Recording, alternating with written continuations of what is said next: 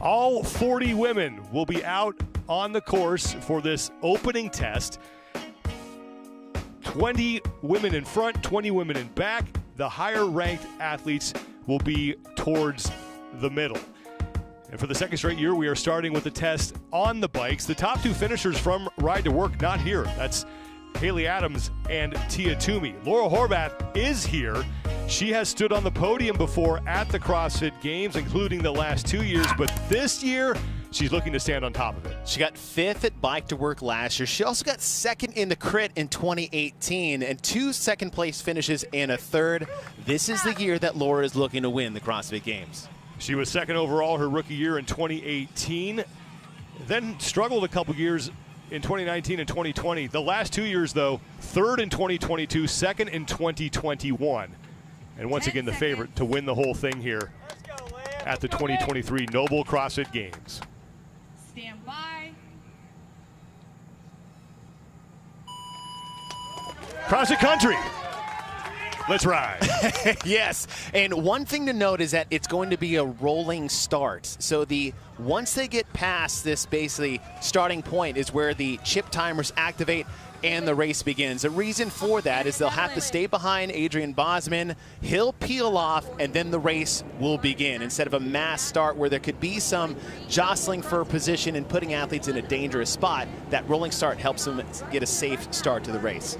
Now, the numbers on front of the bikes, those are the lane numbers. There'll be a different number on front of the bikes and on the athlete jersey as well. And Sean, as we said, this is 40 minutes max laps. But once they close that 40-minute gate, you're either past the gate or you're not, and then it's your time it takes to cross the finish line. It is still a race to the finish for all these athletes out here on the course. So already we're starting to see some separation amongst the leaders. Now these athletes have had an opportunity to ride this course previous to this, get used to their bike, get fitted for their bike. You see it's a pretty slow start. You've got all 40 athletes jammed up. We have 22 total turns in this race. 14 or 15 of them are a bit more technical. That's almost that 180 turn or loop back. And what you'll probably see is a lot of athletes are going to take their time in the first lap. If there's a big group in front, is just get used to the course, kind of wake their body up, get used to the racing, the turns, the elevation changes, and then we'll start to see some separation about the last lap or first 2 laps. Jamie Simmons followed by Laura Horvath and Emma Lawson. Those are your top 3 here. 40 minutes is when the gate will close. As you heard Nikki mention earlier, any athlete makes it through the gate will complete one final lap. First person to the finish line wins. And again, your score is number of laps completed. So if I do 9, you do 8, I get the winning time. But if there's half the field on lap 9, then that's when the time element comes into play. The first one across the finish line, that's their time plus the 9 laps. Catherine Davidsdottir has now moved into 4th place. Laura Horvath is out front ahead of Jamie Simmons and Emma Lawson. Emma Lawson, who last year got 3rd in Bike to Work behind Haley Adams, but just behind Tia Toomey, where she spent the majority of the race drafting off of her. And that's an element to this race that some athletes really could work together potentially for 40 minutes to make the 40 minutes easier as a group. And there is Laura Horvath, who is now starting to pull away from the 3 women behind her, Jamie Simmons, Emma Lawson, and Catherine Davidsdottir.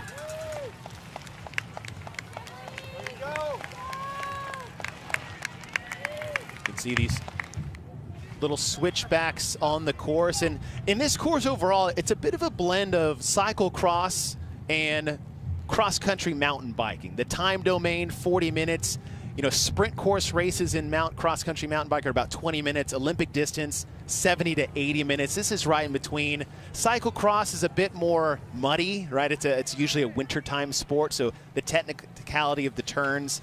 Cross-country biking, there's a bit more things in the way. So this is a nice blend of the two when it comes to this race. Horvath still out front, followed by Simmons, Lawson. Davidsdottir's in the top 5 as well.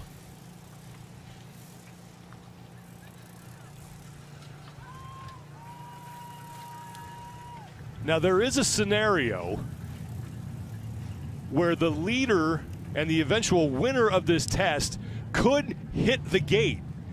That would happen if Laura Horvath, for example, laps the field, is a lap ahead, gets cut off at 40 minutes, but she would still win because she would be a lap ahead of everybody else and would have the best time. And the reason being is that finish line or time line for the lap is actually before the actual physical gate itself. So she could be on lap 10 and gets basically her time of 40:01 would be her race split time for the 10th lap, where everybody else would be behind her. Horvath taking a look over her left shoulder to see where her pursuers are, and she is all by herself right now. We approach the 5-minute mark, 40 minutes before they close the gate. Now, that is a soft 40 minutes as Horvath will hop off the bike now and enter her first running portion. But if there is a pack approaching the gate, they're not going to close it at 40. They're going to let those people through. Hey, right, They're not trying to we're not cause any crash wrecks out people there. Into it. But this is the run portion of the race course. So as you see on your screen, 2,400 meters on the actual bike, 200 meters on the run. This run's going to take somewhere between, I would say, 45 to 60 seconds. 45 may be a bit aggressive on that time check, but it's enough time to have a decent impact on the way people navigate the course. And what's going to be interesting here is that the run portion, every lap, is going to get tougher and tougher as their legs get more tired as the race continues. If you've ever done a triathlon, getting off a bike, if you've been on it for 10, 12K, those first, I don't know, 800 to 1,600 meters off the bike, it's a little squirrely. Katrin Davidsdottir was able to close the gap significantly on Laura Horvath as Davidsdottir moves into second. Lawson is behind them, and it's Karin Frejova in fourth. Now Katrin riding the back wheel, and this is the backside stretch. This will be the longest stretch these athletes will have on a, I would say, close to a straightaway as you can. You're coming off the turn, it's downhill half the way through. You got a nice straightaway, but this is the issue sometimes when you run yourself into the front of the pack, is that everyone's just gonna sit on your wheel. And that was some of the problems we saw in crit, where nobody was gonna take ahead or take charge there. But at the same time, you can also dictate the pace as well. A lot of times you'll see, okay, the straightaway is where I'm gonna try to gain the most time, where I can go the fastest. But with the amount of turns that we have on this course, Sean, it's actually the turns where you want to try to lose the pack. Those technical turns where maybe you can gain a second every turn. The straightaway, I think this is your one chance to recover every lap. Approaching the 7-minute mark here. Timing presented by G-Shock, the official watch of the NOBULL CrossFit Games.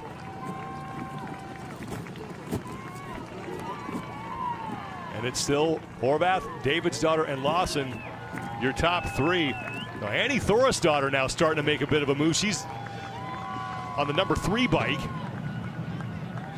It's good to see Annie back in competition, and Katrin back in competition. Annie went team last year. Katrin missed the games for the first time since 2014. And Katrin Davidsdottir, if you look at events that are very similar to this, we'll go back to 2017 and 2018. 2017, cyclocross, same course. Not exactly the same course map, but the same place. She got third. In crit in 2018, which is just 10 laps for time around the campus, she got third. Katrin is a very good biker when it comes to the CrossFit Games. Annie Thorisdottir, 5th and 7th. Bethany Flores is another athlete that we may not be thinking about of a 5th and 2nd, and it's, what is that, Emma Carey? Emma Carey is toward the back here, but it's still early as we're 1 lap completed. And here's the replay of what happened. Matilda Garnis, Sahir Kaya got mixed up in the turns. Oh, wow. Then Emma off the side of the course. Now, if that were to happen later in the race, it'd be a bit more devastating. Hopefully, coming across for her first lap. Nothing technical happened to the bike, nothing physically damaging happened to Emma. She's got 32 minutes to try to catch the pack. For her, it'll be playing, call it the fishing game, right? You pick someone in front of you, slowly try to reel them in, maybe use them to draft your way up through the main pack. 9 minutes gone by here. Laura Horvath had the top split time on her first lap of 6 minutes, 26 seconds.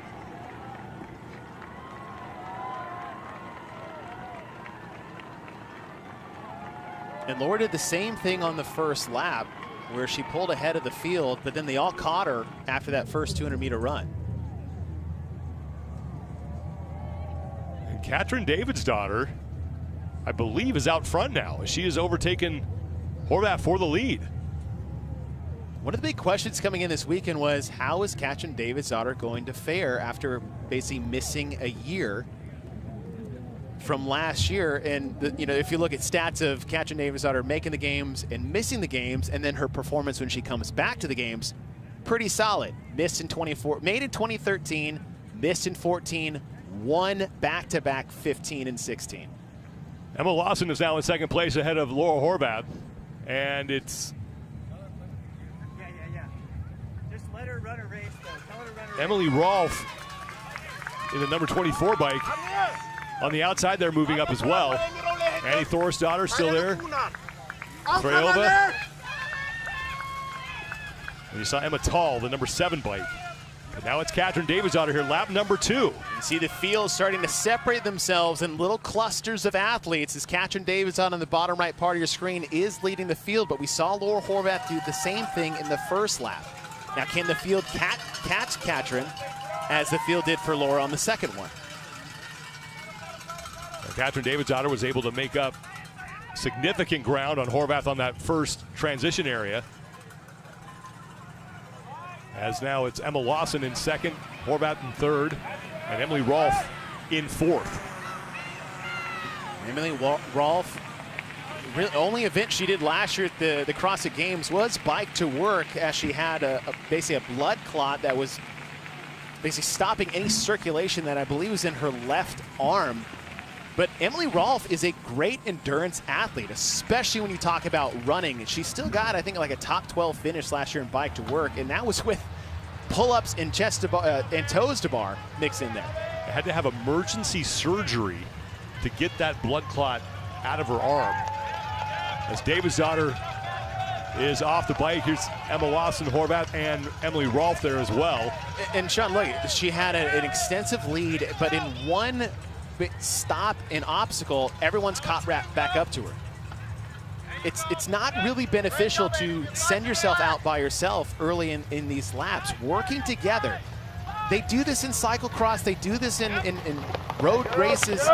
Work together. It's an individual event across the board, but work together as a group to get ahead of this other pack of the field. Emily Rolfe on the outside has moved into third ahead of Horvath, and looking like she's trying to chase down Lawson for second. And I believe that Lawson is now ahead of Davidsdottir. So this transition is big here. Keep her on the transitions, how people get on the bike. Alexis Raptis, number 8, just dumped her bike, but she's back to work here, so she has moved up towards the front of the pack. It's now Emma Lawson, your leader, followed by Katrin Davidsdottir and Emily Rolfe.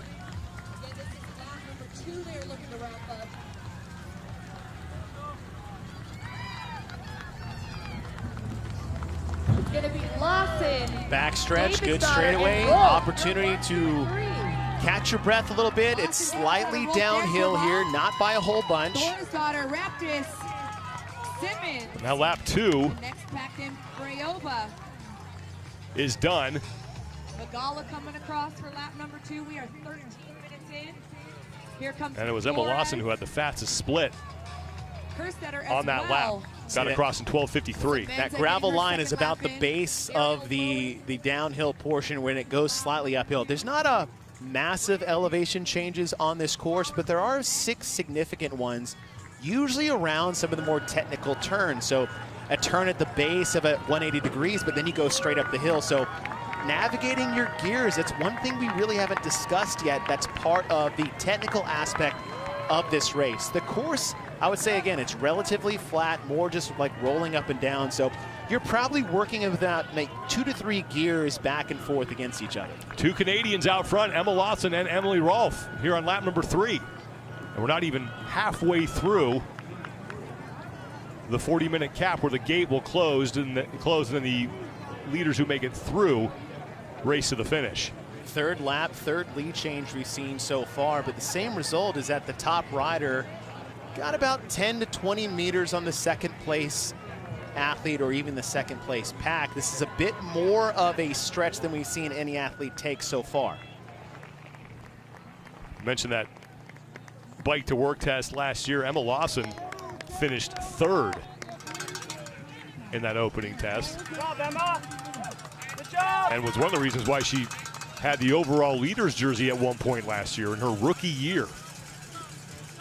And the question in the beginning of the year last year is like, would she even go individual? She still had one more year of eligibility in the team division and ended up wearing, as you said, Sean, the leader jersey at one point. And the confidence that you could gain from something like that, not just qualifying as an individual as a teenager. I think she just turned 17 when she made the CrossFit Games as an individual last year, but to put on the jersey with the likes of Laura Horvaths, Tia Toomey's, the Mal O'Briens of last year, it's got to be a great confidence boost for a young athlete. Emma Lawson finished 6th overall last year. And of the 14 tests, she was inside the top 10 in 7 of them. Faded a little bit towards the back, but did finish third in 3 separate tests. Bike to works, the skill speed medley, and then up and over. So slight downhill on this gravel. She's got to be careful in this turn because the most dangerous turns you can make are something like loose sand, loose gravel. So it's not the most imperative turn. To get a little bit of speed, maybe coast, let that quad pump settle down a bit on the bike courses. You know, Sean, we let off is like, this is the longest bike race these athletes have had programmed at the CrossFit Games. Yes, there's a 200-meter run portion of this, but different than bike to work, right? You went out there, did 75 toes to bar, 5 laps around the course, only 5 miles. Had chest to bar, you had some breaks in here. This is constant. This is constant pedaling, constant pushing, up, down terrain, all these turns. It's more physically draining than any bike test they've had at the CrossFit Games. It's Emma Lawson, Emily Rolfe, and then about 6 riders behind them in a pack.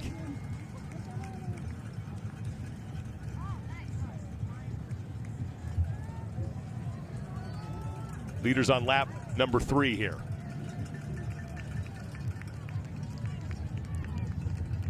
Rolfe made a decent push on the run portion of the second lap.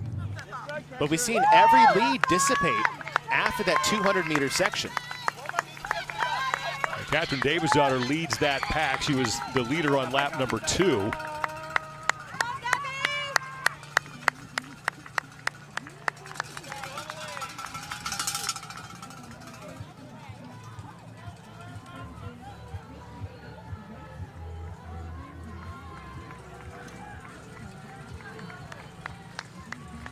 Lawson, a former teen champion, finished first in the 16 to 17-year-old division at the CrossFit Games in 2021 and was third in the 14 to 15-year-old division in 2019. She started CrossFit when she was 7 years old. Ran into a young fan yesterday, and she has some aspirations. I think you saw in the hotel room or the hotel lobby as well. Eden, and yeah, from New Brunswick, Eden. Canada. Yeah, it's exactly a fellow Canadian, and she had games aspirations. The only said is like, you got time, you got time. If that's your goal, great. But someone like Emma Lawson just did it the right way. Slow, steady, decent progression. Great transition from Emma Lawson as she is now on the run portion of this third lap. Emily Rolfe behind her. The one thing about this run portion, it is a decent part of this race, but the other part is that what it does is it disrupts the rhythm a little bit. You get used to your bike, used to the turns, and you start to settle in. When you have to hop on and off the bike, it's just that little wrinkle that Boz is throwing in there to disrupt the athlete's rhythm on and off the bike. Now that pack that is behind Lawson and Rolfe, they are well into this run portion. And if you watch Tour de France or any type of road race when it comes to cycling, the hardest thing you can do is break away by yourself. And what you like to hope to have is maybe 2 or 3 riders with you that you can collectively work together to get away from the pack. And if you can do that, if Emily and Emma can somehow work together, they'll both benefit from that when it comes to drafting, because when you've got 10 athletes in a pack, even if they're not working together, they're helping each other because of the ability not to have to pull that group the entire time by themselves. So Bethany Flores was one of the last women to get on the bike there to close out that transition area, who did extremely well in the cyclocross event that we had here. 9th in 2017 in cyclocross, 4th in 2018 in the crit. Another athlete, we're just saying, it's good to have her back. She couldn't compete in 2021, injured in 2022, and it's good to see her back in competition year 2023. Emma Lawson and Emily Rolfe are ready to close out lap number 3. Emma Lawson is the first athlete of any that took the lead that maintained it after the first 2 laps. Laura Horvath leading lap 1, fell behind the pack. Katrin Davidsdottir leading lap 2, fell behind the pack. Emma Lawson is extending her lead. Not just the pack, but on second place, Emily Rolfe. That was Jamie Simmons, who sits in 3rd ahead of Laura Horvath. And it's Alexis Raptis on that number 8 bike behind them. On the outside, that's Karin Freyova, the number 9 bike.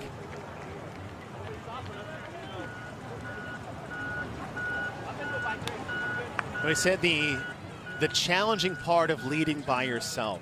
The other is if the chase pack does not know how to work together, they're at the mercy of the speed whoever's leading that pack.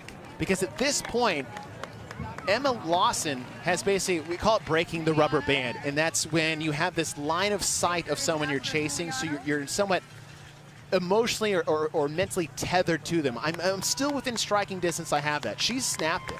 She hasn't snapped it on Emily Rolfe just yet, but she has broken contact with that lead pack. Now that lead pack is no longer pacing off Emma Lawson or Emily Rolfe. They're pacing by whoever's leading that pack. And if whoever's leading that pack is not doing their job to run down Emma Lawson can now extend her lead without even have to try that much. I mean, she's trying very hard, but it's pushing to get away from a pack. And back behind Emma Lawson, that pack, they are communicating with each other. And we've seen that before in bike races here, where athletes start to work together, whether it's drafting in the crit a couple years ago, well, and now figuring out who's going to try to push the pace here. Communicating in the crit a few years ago was more like, get your butt up here and lead the pack. So it depends on what the communication actually is. Past the halfway point before that gate will close at the 40-minute mark, and Emma Lawson continues to lead here. Grab that lead in lap 3, and here in lap 4 is looking to build on it. Emily Rolfe is the only woman who is within striking distance of her right now. And what's nice here on the switchbacks for Emma Lawson is that she can see how her lead is. You start to get familiar with the course. Okay, every time I get to this turn, this is where my chase athlete is. This is where the pack is. Okay, now, I haven't lost any ground. I'm in a good pace right now. Oh, it's starting to catch me. Maybe you need to turn it up a little bit. For more on Emma, let's go down to the course. That's where Nikki Brazier is. Competition, and she actually told me that she was most looking forward to this bike event. She said she really enjoyed the bike implement last year, and so she was happy to see it back again. Now, her personal goal for this season is to really just execute each test with the best effort that she possibly can and leave the competition with absolutely no regrets while having fun, which she said is a little bit tough given all the pressure coming off of last season. I was able to talk with Emma Lawson in the weeks leading up to this, and asked her about what it was like to wear the leader's jersey last year, when she said she had no expectations, and it said it didn't seem real. And it definitely validated for her the fact that she belonged with the world's best. Well, I mean, how many times have you seen someone wear the leader jersey for the last 6 years previous to that, then Tia Toomey? Mm-hmm. Rarely was she ever out of that jersey. So almost to be wearing someone else's, right, what you would consider uniform, in the competition is probably a surreal feeling indeed. Yeah, one of the easiest jobs the past 6 years here in Madison has been printing the leader's jersey, because you just got to put Toomey's name on it and it's call it a day. Yeah.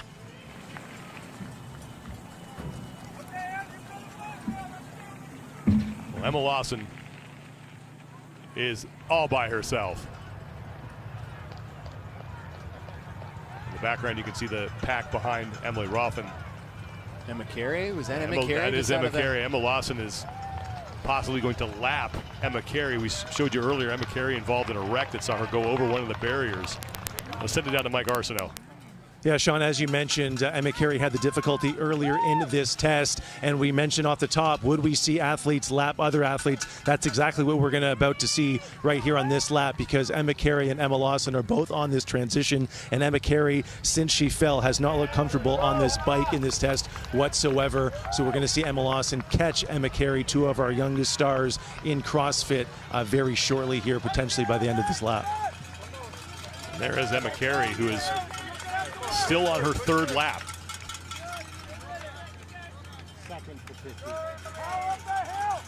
You know, it's a good sign for Emma Lawson is just one-handing the bike. A lot of times you'll see people hold two hands when they start to get fatigued, almost like a little bit of a crutch. But you got that one hand. That's a little bit of a swagger hold when it comes to running with the bike. Same thing for Emily Rolfe. Doesn't give up really any ground to Emily Rolfe, who is now solidly in second place.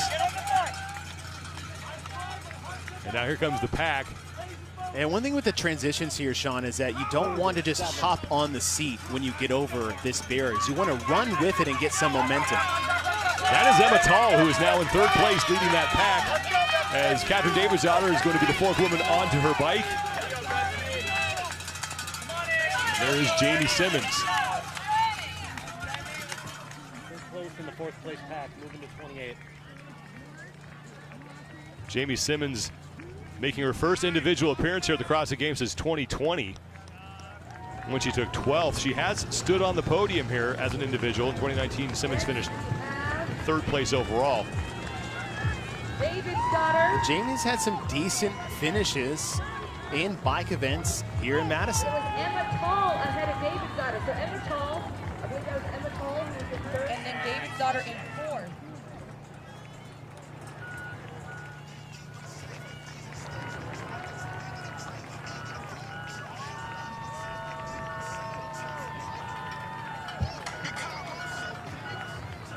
You start, I mean, got about 13 minutes left here, Sean, and so you start to look at body language, breathing, how relaxed are they? Emma Lawson looks very relaxed. Look how comfortable she is. Some of the people in the backpack are laboring. I just talked to Chris Henshaw. He's out there on the course watching these athletes, and some of these athletes, he says, look like they're on the verge of hyperventilation. And I don't think sometimes people understand is that how much cycling, racing in particular, will just suck the absolute life out of you. And a big reason is that because your main movers are the quads, the glutes, the hamstrings. Those things suck up oxygen out of your body faster than any muscle group because it's the largest one that you have and the main one that you're using. So if you start too fast here, there is really no time to recover on this course other than to just drop back and go slower. Approaching the 28-minute mark. You can schedule a no-cost 15-minute evaluation to find out if a Rosti treatment is right for you. Get pain-free. Now available across the U.S. You can scan the QR code to get started. Emma Lawson looking for her first career test win as an individual here at the CrossFit Games. Her best finish prior to this, 3 third places last year.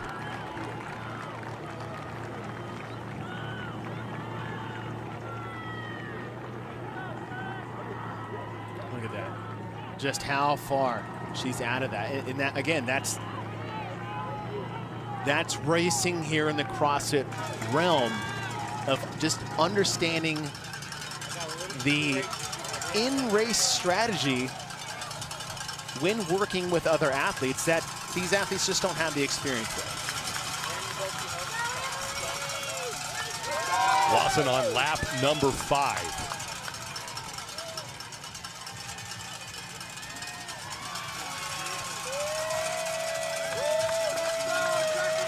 Emily Rolfe sits in second. Behind Rolfe, when we last checked in, it was Emma Tall, Karin Freyova. An athlete in that pack I don't think we mentioned or saw is Gabby McGowan. And after the first lap, she was in 17th. Second lap moved up to 10th. Third lap moved up to 7th. Just keep an eye on, you know, she can continue that trend, just slowly moving herself through the course. 10 minutes is a long time on the bike. Still opportunities to make a move. There are your top 3 on their 5th lap. A tough spot, obviously. Emma Lawson in the back part of your screen. She's, you know, you got that leader energy, trying not to get caught. The toughest one is probably Emily Rolfe on that second mid-turn. She's just kind of in no man's land, a little bit of bike purgatory, so to speak. Is that, okay, I can't quite catch her. I'm slowly getting caught here. That's a tough spot to be in. Less than 10 minutes to go before that gate will close. And then we will have one final race to the finish. Bikes have been a regular occurring implement here at the CrossFit Games. We first saw them way back in 2012 at Pendleton. Oh, Pendleton. A day that lasted 73 hours if you were there. The next time we saw them was in cyclocross here in Madison, the second year, or pardon me, the first year we were here in Madison. And then we did road bikes with the Crit. Morgan Hill, California. In 2020, we had the bike repeater. And then last year in Bike to Work.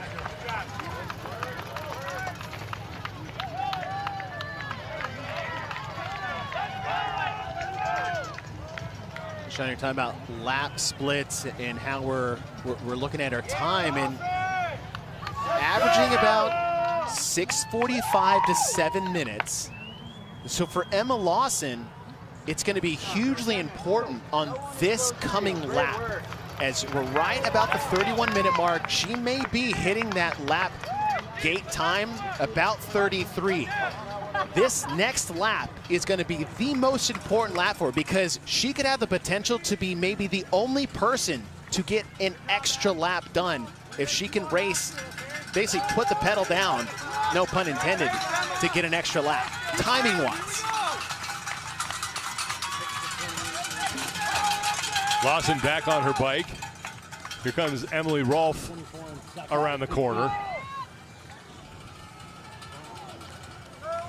There's 7 athletes bunched up for third. Rolfe has 2 test wins in her career at the CrossFit Games. Won the Ruck in 2019 and then Event 10 in 2021. And Rolfe is slowly getting caught by that chasing pack. And this is the battle for third. Bethany Flores now moving up ahead of David's daughter. Emma Tall is there. And Gabby McGowan on the #1 bike, so she continues to move up. Jamie Simmons has been a fixture in this lead pack. I wouldn't be surprised if this chase pack catches Emily Rolfe in this next lap, just because they're slowly catching the distance. She's tethered to them a bit more. She's within striking distance. Alexis Raptis is back there on the #8 bike as well. This test is presented by O2 Hydration, the official sports drink of the 2023 NOBULL CrossFit Games. You can find O2 online at drinko2.com and at CrossFit gyms nationwide. And hydrate like you mean it. Hey, Emma Lawson's lap time was at the 32:29 mark. So that's 7.5 minutes to get an extra lap. Her last split time for her previous lap was right around 6:37 or 6:35. So if she can do that pace again, she'll get past that lap gate close by 30 seconds. The chase pack is 30 to 40 seconds behind her. Why is that important? Because they may not be able to make the gate at the 40-minute mark if they don't increase their speed. Right now, they're behind that pace. So as I said, Emma Lawson is in a position to be the only person to maybe get an extra lap after this lap. Number 39 bike listed as Alexia Williams. She just got lapped by Emma Lawson. Lawson on her 6th lap here. Less than 6 minutes to go.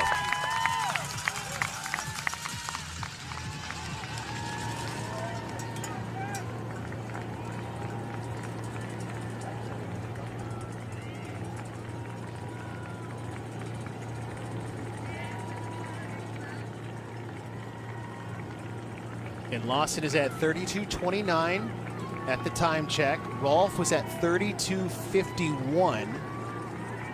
It's about 22 seconds behind her. The chase pack, 33:04, 33:05. So again, 30 seconds, 30 to 35 seconds behind Emma Lawson. But they could be gaining speed because now they see Emily Rolfe. And like I said before, is that unless they're tethered, they can see the person they're trying to chase. They're at the mercy of their own pace. They can't pace off anyone. Right now, it's looking like a handful of athletes will get through the gate at that 40-minute mark.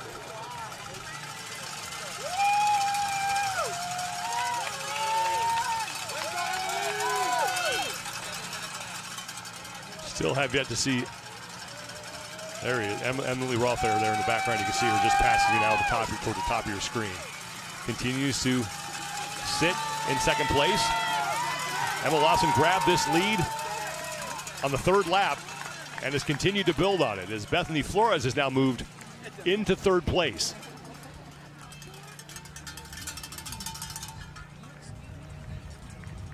Four minutes until that time gate closes. And that chase pack is right there on the second. So that scenario of a potential cluster of athletes within seconds of the gate closing, depending on how they navigate that, the game's team could be right there on that cut line to get an extra lap. And that's another opportunity. That's another 6 to 7 minutes they have to potentially reel in Lawson. So this is the most important lap for these top 7 athletes.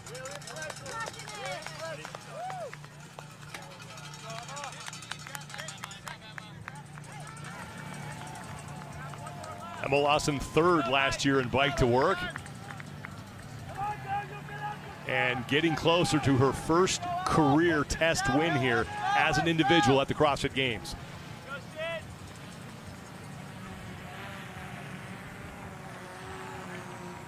Less than 3 minutes to go.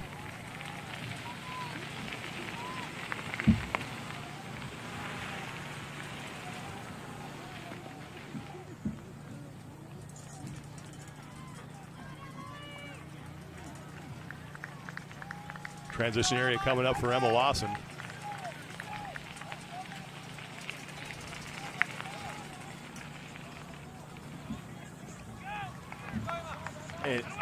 Lawson's going to make the gate, but that pack in the top left corner of your screen, they have to make this cut. They have to. Otherwise they don't get an extra lap. But an extra lap, like I said, is a massive opportunity to work together to chase down Lawson, because Lawson has been flying solo for almost the last 30 minutes by herself, working by herself, pushing on her own. But to have a chase pack with the potential to catch her is huge. Here comes Emily Rolfe. And now that pack behind Rolfe hopping off their bikes. Say Rolfe has done a great job on this lap, actually. She has extended her lead slightly on the chase group. The battle for 3rd is Katrin Davis-Daughter and Bethany Flores are towards the front. Emma Tall's right behind them. Lawson back on the bike. She's got less than 90 seconds to go to make that gate. Shouldn't be a problem. Here comes Emily Rolfe. She should get through as well.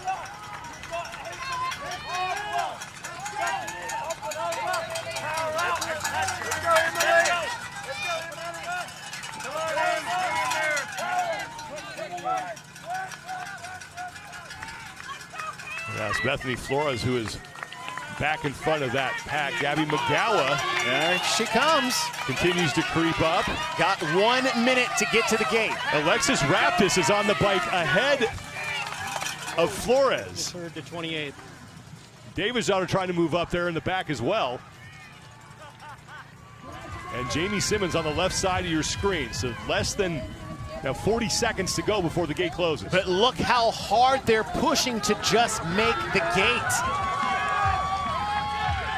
30 seconds, Raptis, Flores, Davidsdottir, Magala, Tall, Simmons. We'll be able to move into another lap. All right, they all make the gate, but now look at them. Okay, there's one thing to make the gate, but what you had to do to get there. And that's another pace apart of being in the chase group. If you're in the lead by that much, you dictate your own pace. They'll have to spend so much energy just to make the time cut. That might have been too much for them to have enough to chase down Lawson in his final lap. Got another couple women get through.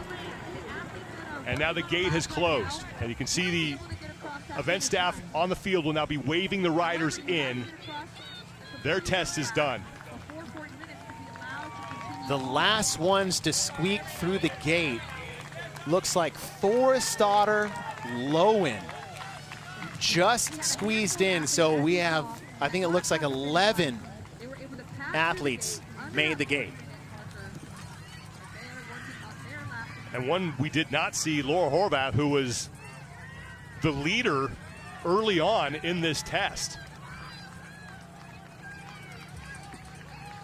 I think Horvath did squeak in there.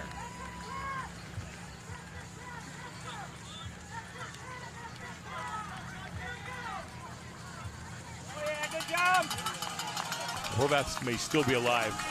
So 11 women got through. There's Paige Powers, who's going to exit the course. So their laps, though, will all be, say, a specific lap 6 or 7. They'll all get 7 laps, but their tiebreaker is their time crossing that finish line at the gate. That's how they're going to separate the field.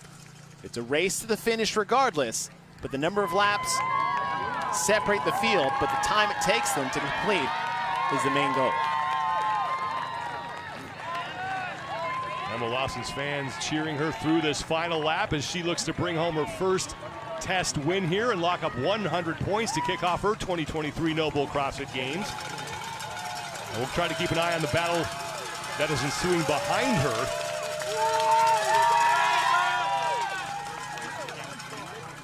Again, nice getting out of the turn, getting on a line of sight of that chase group. Well, Emma Tall has now passed Emily Rolfe for second.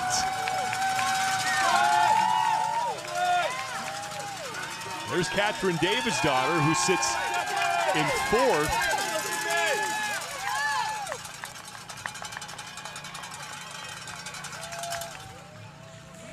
So as you mentioned, getting to the gate was huge for that pack.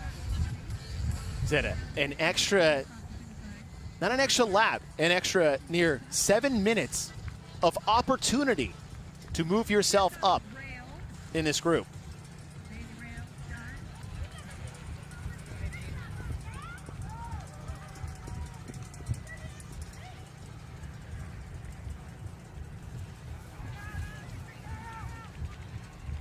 Lawson, Tall, Rolfe, and Davidsdottir, your top 4 right now.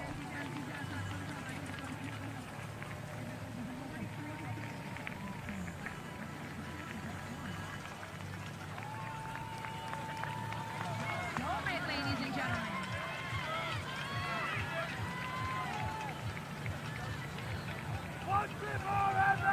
Once again, Emma Lawson has led since the 3rd lap. They are on lap 7 right now, are the leaders, the women who made it through that gate.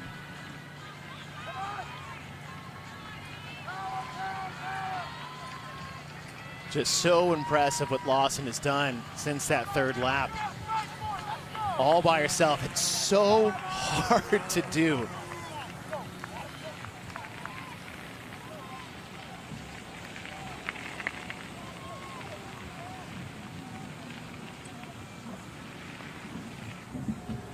The run portion of this lap that's coming up as Lawson's looking to lap even more riders.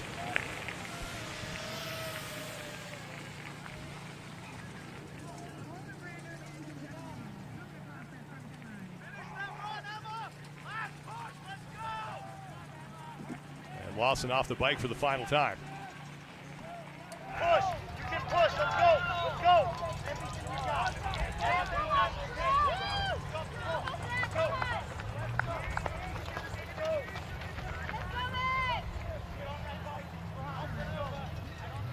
Now Emma Tall is off along with Emily Rolfe in the background there. That group is so tight. This run is going to be a factor. Fisa Gaffi is the woman who's about to get lapped by Lawson. Emma Tall is now just ahead of Emily Rolfe.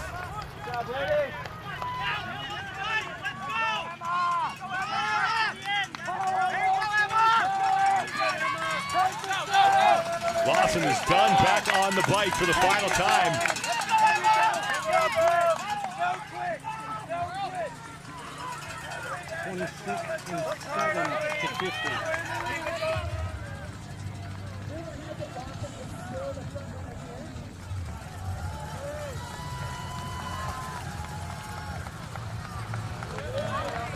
Lawson trying to pick up the pace now and get across the finish line and close things out. So Emma Lawson, her first career test win, 100 points as she wins ride. And now Emily Rolfe back in front of Emma Tall. So Rolfe is going to finish in second and Tall will take third.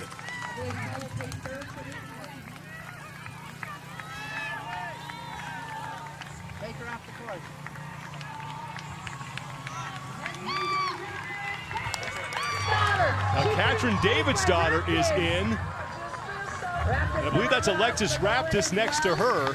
We had another athlete in there. Here comes Simmons, ladies and gentlemen. Jamie Simmons is across. So this pack of athletes. We'll have to wait for the official results as we weren't able to tell who got across after Davidsdottir.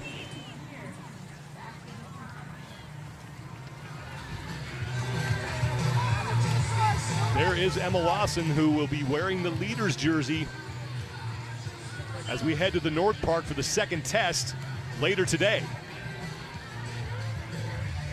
It looked like maybe Lawson, as soon as that was over, just came off the bike immediately.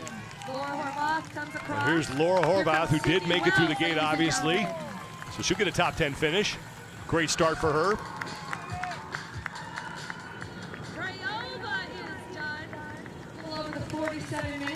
There's Karin Freyova. Only 8 women able to get inside the 18-minute time cap. 20 more athletes on the field here, and keep an eye in the middle, lanes 9, 10, and 11. 3 women who are all looking at finishing on top of the podium on Sunday. Annie Thorstadter, Gabby McGowan, and Laura Horvath. Gabby McGowan, Laura Horvath, 5th and 6th. Gabby McGowan got 5th place in this. Annie Thorstadter with 11th. She's back in individual competition for the first time since 2021, and this is a test that shakes out well for all 3 of these athletes.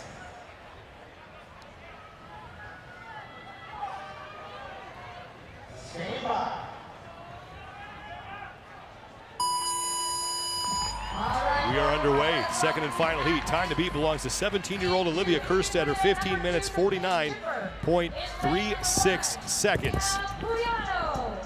Right away, it's Annie Thorstadter.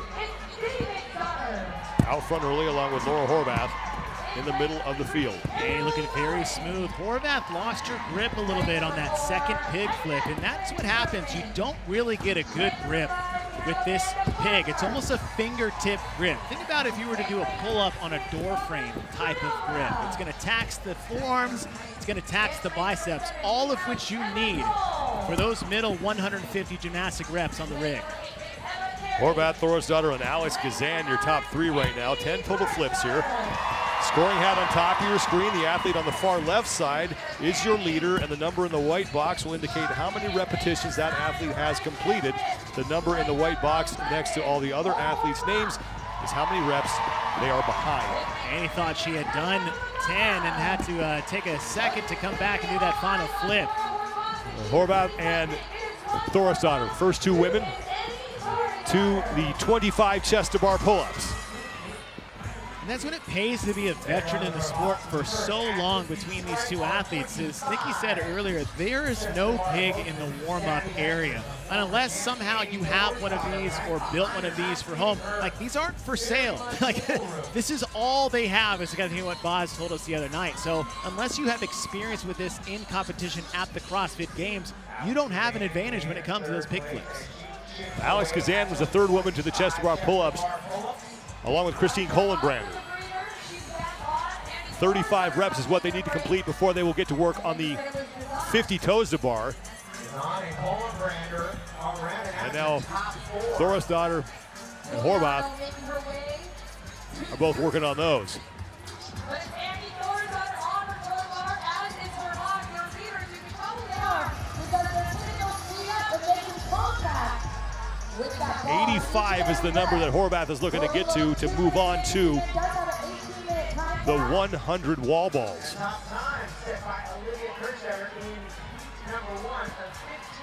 And Thorisdottir is right up there with Laura Horvath. I don't think her numbers are actually getting registered at the moment. They're rep for rep at this point in time. 270 total reps here in the pig chipper. Alex Kazan on the left side of your screen, currently behind Horvath and Thorisdottir. Very curious to see how Kazan builds off that finish in semifinals this year. She was a rookie last year. And you see those rookies at the CrossFit Games, they get a little big-eyed, and that performance doesn't really indicate their ability. But how she did in semifinals this year, I'm very curious to see that leap she takes from year one to year two. Annie Thorisdottir is now neck and neck with Laura Horvath on the right side of your screen. Thorisdottir, a two-time champion, won the CrossFit Games in 2011 and 2012. She's the only woman to compete in 3 different decades here at the Games. Stood on the podium in 3 different places as well. I think she's 2 for 2 for all first, seconds, and thirds. Christine Kohlenbrander has started to put some pressure on Horvath and Thorisdottir. Kohlenbrander made her first individual appearance at the CrossFit Games last year, finished 27th overall. And Thorisdottir is now on to the wall balls.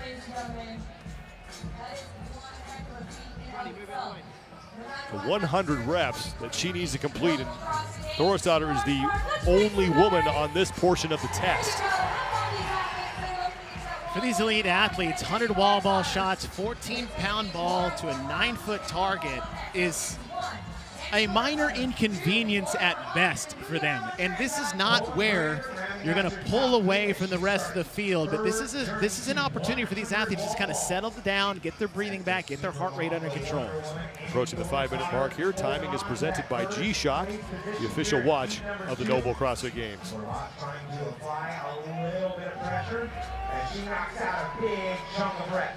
And Sean, as you're looking at Annie Thorisdottir on the left, Emma Carey sitting on the right. Emma Carey took dead last in test number 1 this morning, and she's one of those athletes that had top 10, maybe outside chance of podium potential, so she's got a big hole to climb out of this weekend. Laura Horvath and Annie Thorisdottir are your leaders right now in this second heat. Christine Kohlenbrander is in the top 3, and Emma Carey is starting to make a charge here as well. Emma Carey in lane number 8. Just 4 reps behind Laura Horvath. Laura Horvath just a few reps behind your current leader, Annie Thorisdottir.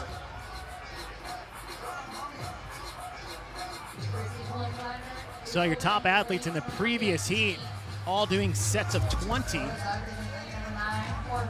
Emma Carey on the right side.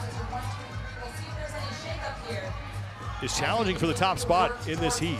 15 minutes, 49.36 seconds is your top score from Olivia Kerstetter in heat number 1. Carey holds the med ball where those hands are fairly narrow, flares her elbows out a lot. And when you do that, you're actually taking away from the chest and shoulders ability to press and push that wall ball, and it's just going straight to the triceps and the back of the shoulders. Is that going to mess up your toes bar and chest bar? No. Is it going to have an effect on the pig later? Yes.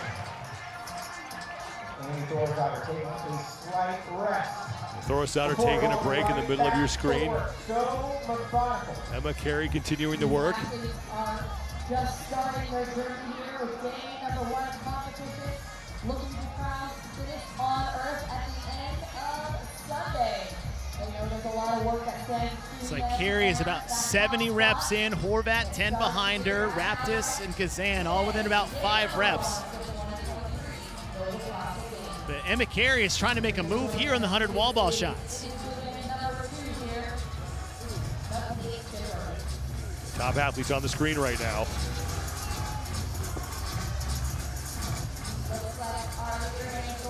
As Annie Thorisdottir trying to hang on to the lead that she built in the opening portion of this test.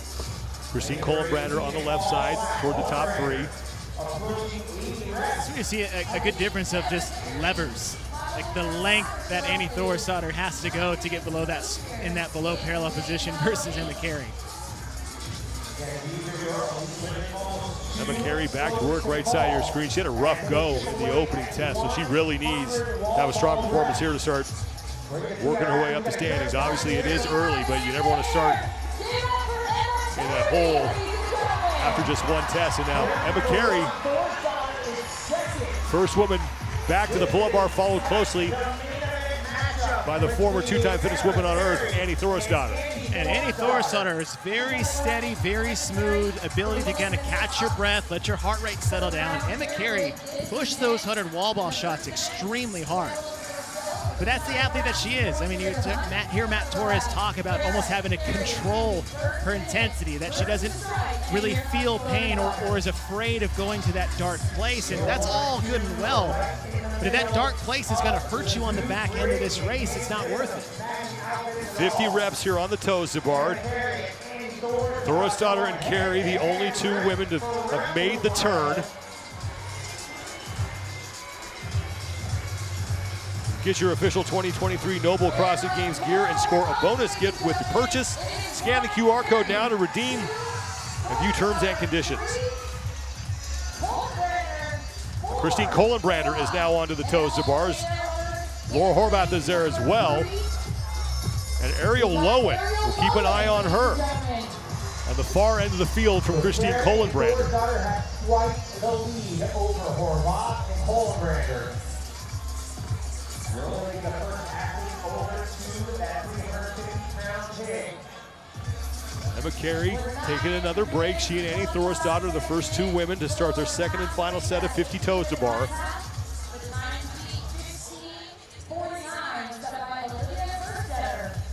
There is Ariel Lowen.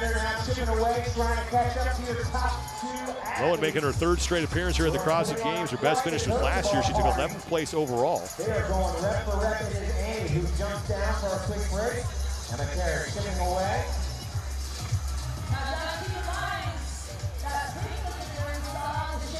Approaching the 10-minute mark, 18-minute time cap here, and it's Olivia Kerstetter who does have the top score from heat number 1, 15 minutes, 49.36 seconds. Carey dropping down to sets of 5, but she only have 5 more toes to bar to go. Annie Thorisdottir, but 3 reps behind her.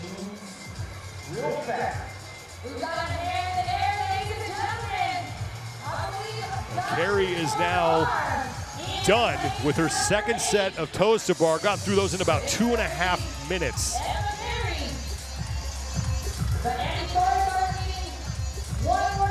Christine Kohlenbrander currently sits in a battle for 3rd place with Ariel Lowen. They're separated by about a rep. And it's now Emma Carey gets to work on her set of 25 chest-to-bar pull-ups. Got about 10 reps on that first set from Emma Carey, right side box, left side of Annie Thorisdottir. Big set of 10 to start for Carey. Annie Thorisdottir right about 7. Now, as far as the time between these two, we talked about the race at the Pig. Emma Carey was about 30 to 35 seconds slower than Annie's 10 flips. So if that remains the same, if Annie stays within about 30 seconds of Emma out of these chest-to-bar pull-ups, she has the potential to pass her in the last 10 flips. 260 reps is the mark that Emma Carey needs to get to, and she is done. And now 10 final pig flips for Emma Carey, a former teenage champion, finished first in the 14 to 15-year-old division in 2019. Made her individual debut in 2021, took 16th overall. And then last year, a back injury forced her to take the season off. 350 pounds on the pig. Emma Carey trying to chase down Olivia Kerstetter here. Annie Thorisdottir is getting close to finishing. She's in her final 3 reps. Now, way ahead of Thorisdottir, but she's taken enough of a break to open that door a little bit for Annie to possibly catch her. And that was a fight for Emma Carey. She's got 9 reps left, and now Annie Thorisdottir is done. Thorisdottir will be the second woman to the pig. And look how wide her feet, oh wow. And Sean, we talked about this in Heat 1. It doesn't matter how fast you get to the pig. It matters how you got to the pig. Well, here comes Laura Horvath and to join Thorisdottir and Carey. What a move! Just pick it up right in her face. Emma Carey's just watching Laura Horvath rip through 2 reps, and now 3 for Laura Horvath. Annie Thorisdottir is getting to work. Ariel Lowen is also on the pig, but Laura Horvath is leaving everybody behind right now. Someone check the weight in that pig for Horvath. She's got 5 reps remaining as Laura Horvath, and she has more than 2.5 minutes to go before the top time from Olivia Kerstetter hits.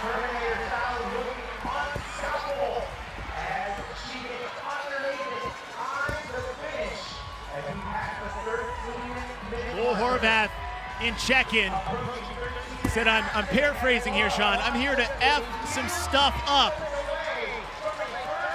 And that she is in this test. 1 final rep for Laura Horvath, looking to pick up the test win here in the pig chipper. And she will do it. 100 points for Laura Horvath. With a smile on her face. Now, Ariel Lowen has moved into second place. She's at the top part of your screen. Horvath by more than 2 minutes. So Lowen has passed Thorisdottir and Carey, and in the back bottom middle part of your screen in the blue hat is Alexis Raptis. Raptis, who got 4th this morning in the bike ride. Horvath got 6th in this. If Raptis can get inside either Ariel Lowen's time or Kerstetter's time, she actually may find herself in first place after this test. Well, Ariel Lowen is done, so she's going to take second place in the test and second place in the heat, as now Olivia Kerstetter's time slides to 3rd.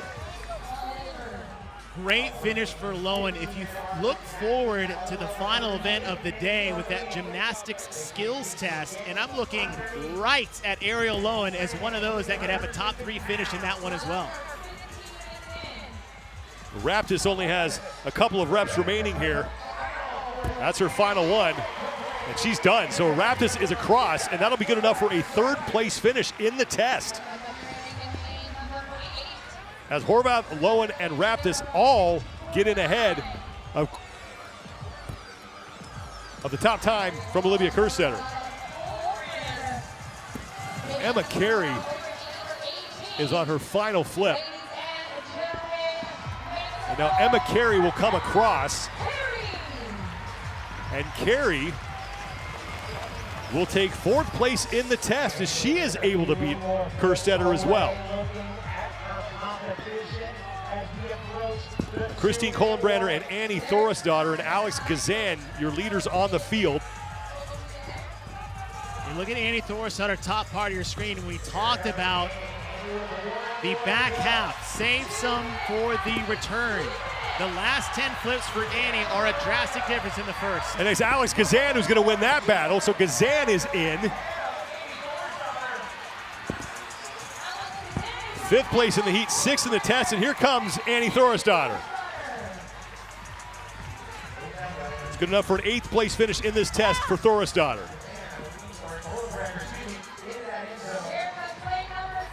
There's Emma Tall. Less than 90 seconds to go before we hit the 18-minute time cap.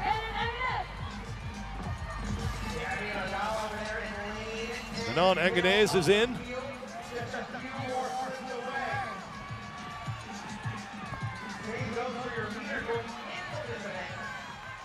Emma Lawson, who won the opening test. That's why she's wearing the leader's jersey. Overall leader will always be dressed in white and red. And Lawson is done.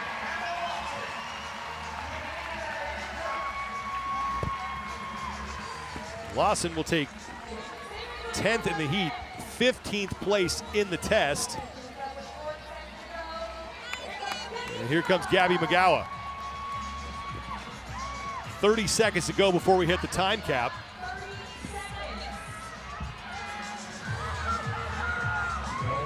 Paige Powers is on her final flip, and she'll get in with time to spare. Danielle Brandon is in.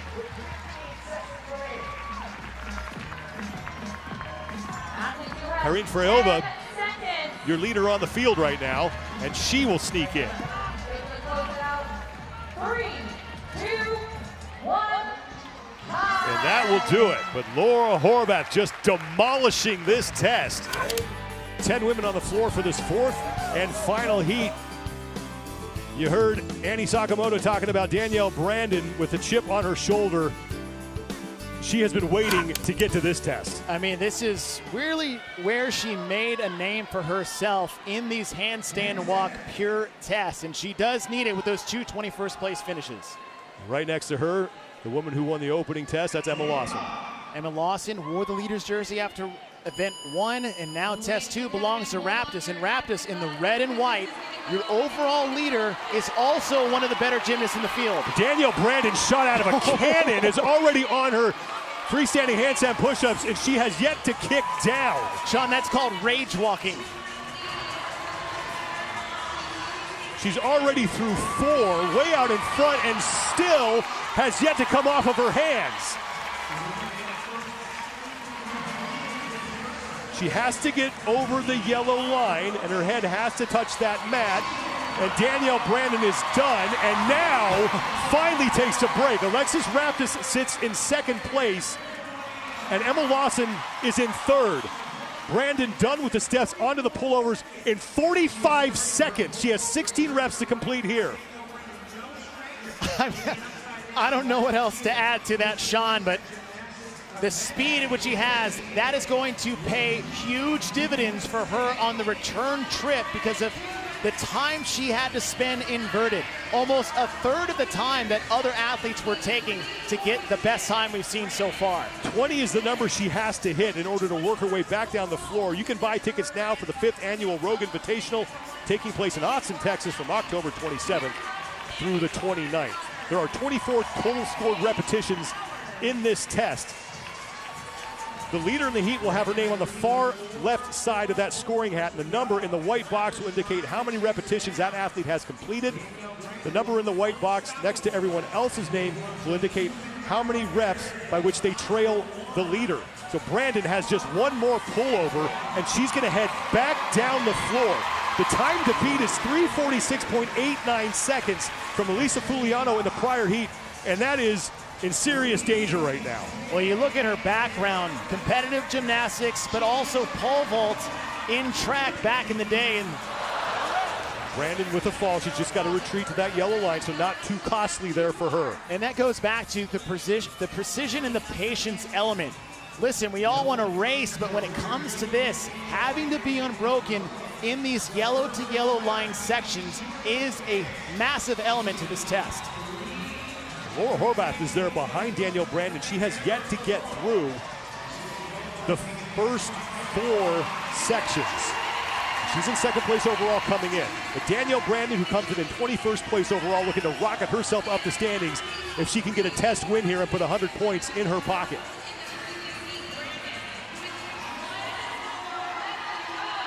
Final rep here for Danielle Brandon.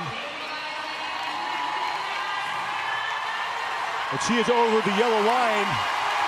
And this should be no problem for Danielle Brandon, although she just got hit with a no rep. Her hands were not completely behind the yellow line when she started. And that shouldn't matter to Danielle Brandon because she's going to absolutely demolish the top time. Danielle Brandon takes test number 3 in convincing fashion, 3:12.75 seconds. I mean, we picked her for a reason. Alexis Raptis is in second place. She's your overall leader in the white top and red shorts at the bottom of your screen, and next to her is Paige Powers.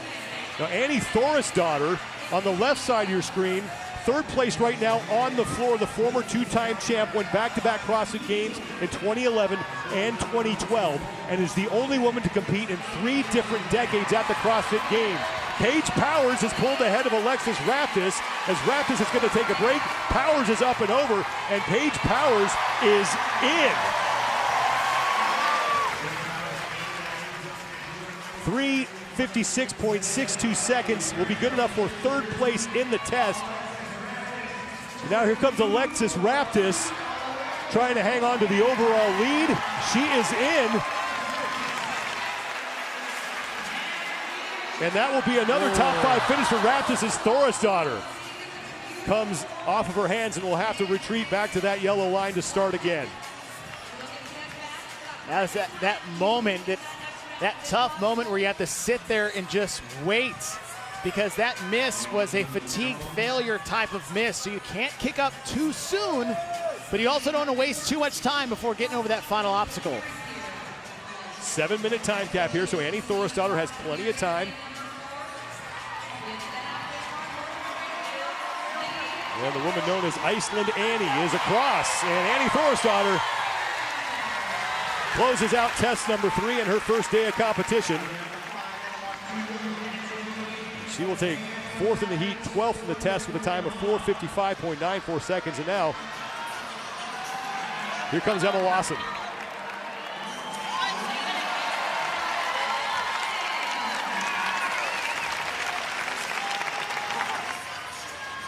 And Laura Horvath, who has struggled with tests that involve being on her hands in an inverted position, is having problems again here in this test. It is really just the only hole in her game. Everything else is top notch. Everything else is the elite 0.001% of this. And it's just one of those things. All athletes have them, some less than others. And depending on the other tests, because we don't know all of them yet, hopefully for her, this is just the one test that's she has to basically survive and then get back to the rest of the weekend. Emma Carey is up and over that ramp. And she is across. So Emma Carey will take 17th in the test. 6 minutes, 17.68 seconds for her.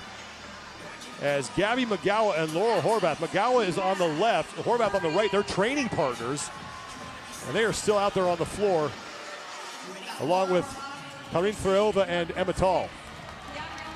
20 seconds to go before we hit the time cap.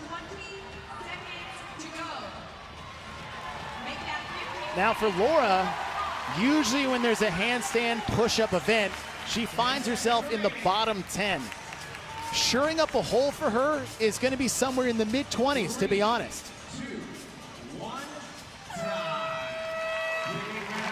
Danielle Brandon will win the test. 3 minutes, 12.75 seconds, and did that first section, honestly, probably faster than I could have run it on my feet. Second and final heat, 20 women will be out on the field. Overall leaders will be right in the middle. Alexis Rapp is your overall leader. She'll be in lane number 10. And Ariel Lowen, who currently sits in third place overall, will be in lane number 9. And for more on her, let's go down to Nikki Brazier. I am not at all surprised to see Ariel in that third place spot because yesterday she told me that she is feeling so incredibly confident about this season. Not necessarily that she'll win, but that she's trained differently and more than ever before. Though you may be wondering about that bandage on her elbow. She did say an old injury flared up on Monday. We'll see how she fares with these rope climbs. And we mentioned Alexis Raptis, your overall leader, 270 out of a possible 300 points, and has yet to finish outside the top 5. 3 top 5 finishes yesterday. This girl's on fire. A 5th in the ride, a 3rd in the pig chipper, and a 5th in the inverted medley. I like seeing her in that white leader jersey, Sean. I think many people may be surprised that she is your overall leader after day 1, but if you talk to the training think tank crew where she trains, they were not surprised by that at all. Here's the best part. She believes in it.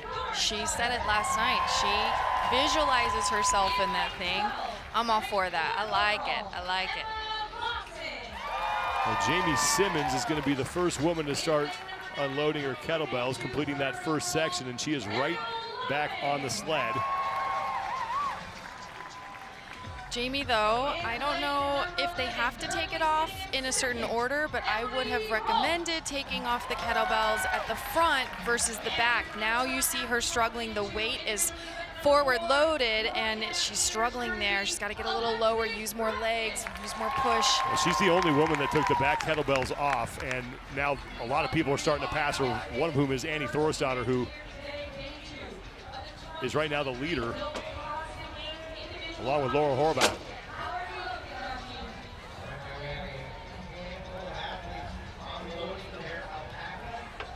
Emily Rolfe as well. Took the first ones from the front. Now Alexis, I'm kind of surprised. There's a few girls with the bent arm, but I kind of like the straight arm strategy a little bit more. You see Annie in front there, Horvath next to her. 2 different approaches with that sled. I would want the blood to just flow down rather than pool in that elbow bicep position. You're going to be using a lot of that unless they plan on hanging on the rope with those straight arms and using a longer kip swing to get up. If you're using those short, choppy little steps, oh my goodness, that could be devastating, and that could be just where all the muscle fatigue has already accumulated just from pushing a simple sled. You might not think about that, but it accumulates when you're using that same hand-over-hand, short, choppy little step position on a legless rope climb. Laura Horvath, Annie Thorsdottir, and Katrin Davidsdottir will be the first 3 women to the rope. Horvath getting right to work. Annie Thorsdottir pushed a little extra weight on her sled. You may have noticed she had a water bottle there. It's muggy out there. I've been here every year, and for some reason, this just feels like the hottest year. I agree, Sean. It is warm. I was out there yesterday. At one point, they said in some areas of the turf, now we're talking the darker colored paint there in the finish line and the start lines, it reached 126 degrees. I will tell you, though, where the green field is, it's a little bit cooler. And I will also say, I didn't get much of a breeze the last few days when I was out there competing. There is a nice breeze, but it is muggy, it is humid, it is hot. Welcome to the Midwest. I'm from Nebraska. It's the Midwest, different type of heat around here. For more on the weather, let's go down to Nikki Brazier. I can confirm it is, in fact, incredibly hot and humid down here on the field of play.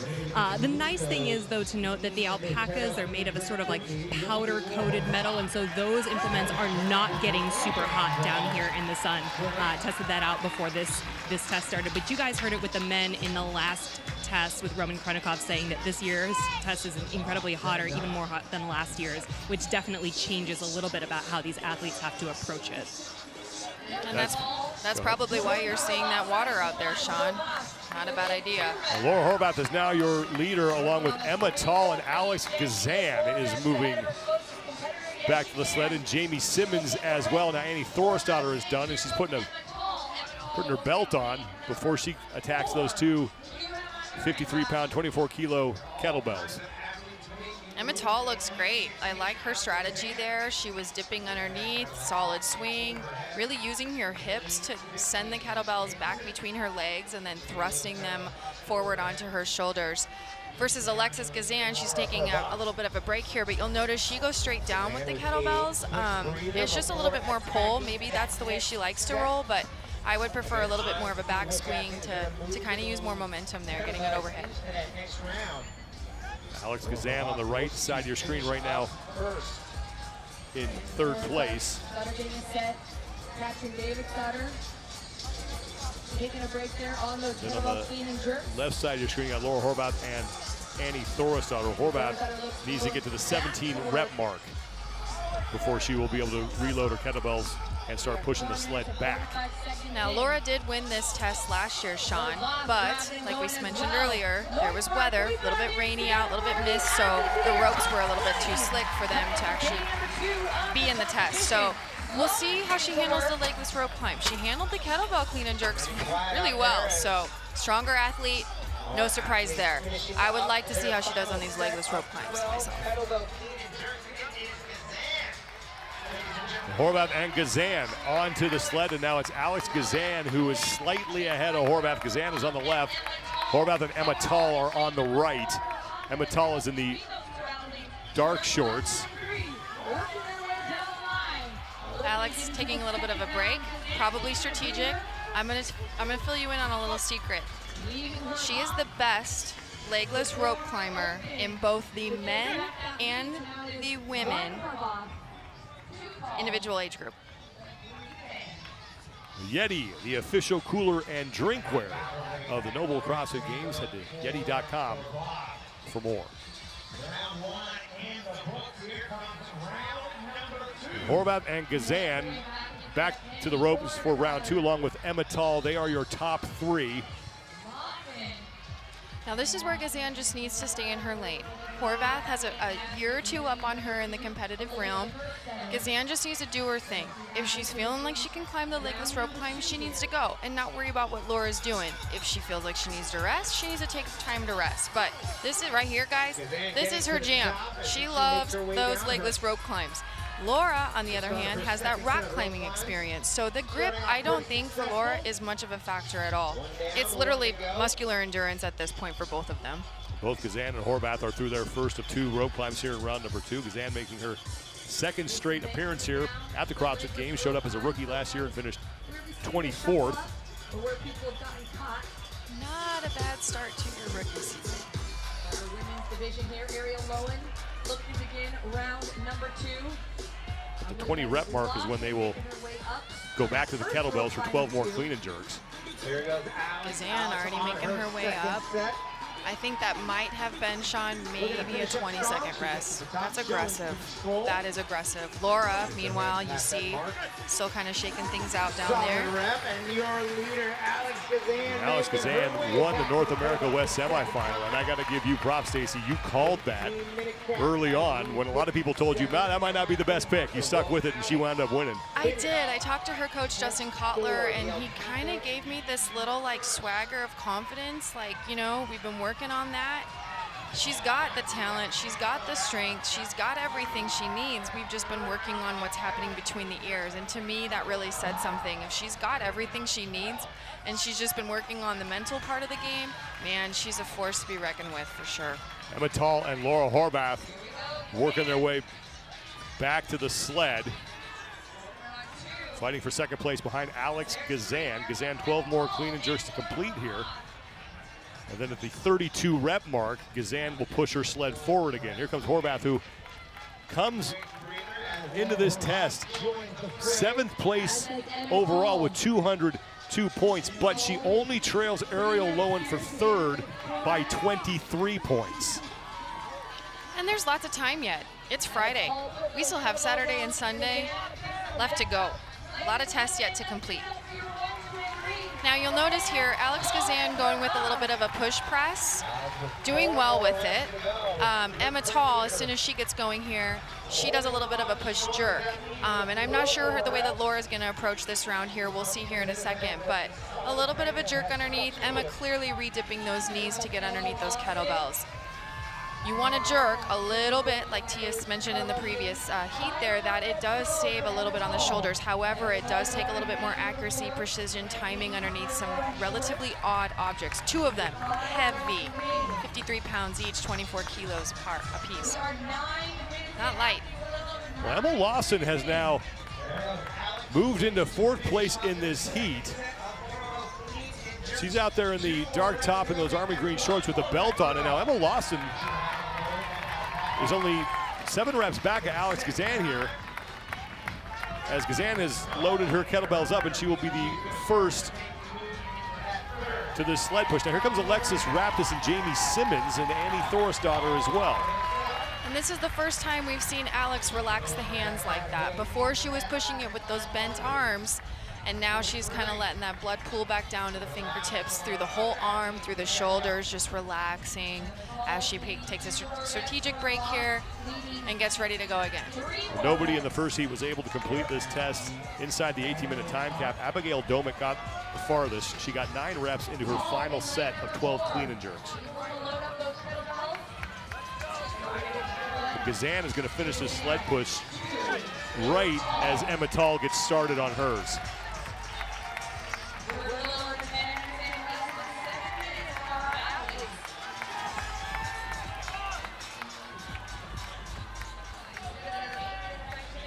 Gazan taking a leisurely stroll back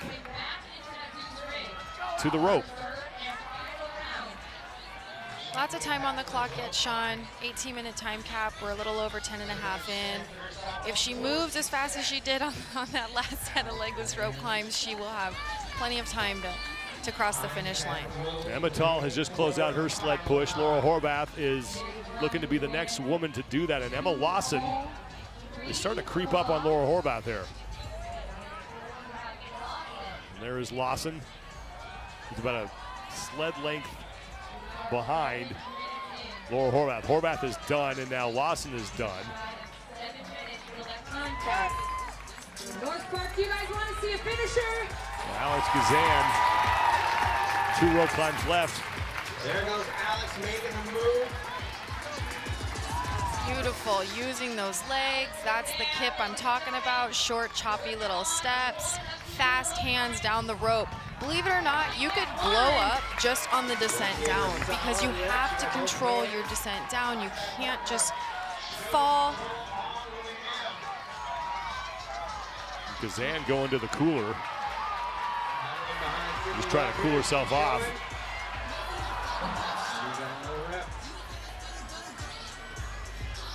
Emma Tall, Emma Lawson, and Laura Horvath have yet to start the rope climbs. And meanwhile, Alexis Raptis and Annie Thorisdottir now have finished their sled pushes. So Raptis, the overall leader. The leader will always be dressed in that white jersey with the red shorts. Rope climb. All eyes on the road, North Park on Now, Alex Gazan finished her last rope climb with the time on the clock saying approximately 11:45. Took a little bit longer to rest there, but looks great going up. Saw Emma Tall get through her first rope climb as well. Gazan starting to go to that kip. She'll make it now. Has to control the descent. Just get down with the control. Get beyond that That'll black line. Beautiful work. Alex Gazan with 5 minutes and change now to get across the finish line and become the first woman to finish this test inside the 18-minute time cap. And without about a 45-second rest there, a little water pour down her spine, quick shake of the hands, a little chalk up. She got through the hardest part. Not to say the rest of this isn't hard. That back sled with all that weight on there, 440 pounds. You talk about the pig yesterday in test number 2. I mean, Chase said it earlier with the men. It's like flipping that thing onto the ground and then pushing and adding more weight on that thing. Not easy. These women are superheroes, you guys. I can't express enough how hard this is after just 3 other tests really before this. You are fatigued, it's hot. Gazan through 38 of the 47 total scored repetitions. She's got 9 to go. We're making that 8 to go now on this final set. And then Mittal back there. Mittal is on the left side of your screen. Getting back to work on the kettlebells. Laura Horvath finally making her way back.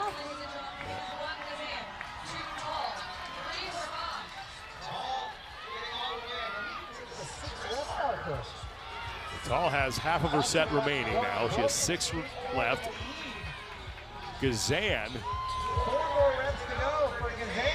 now is just 4 reps away from finishing up this set.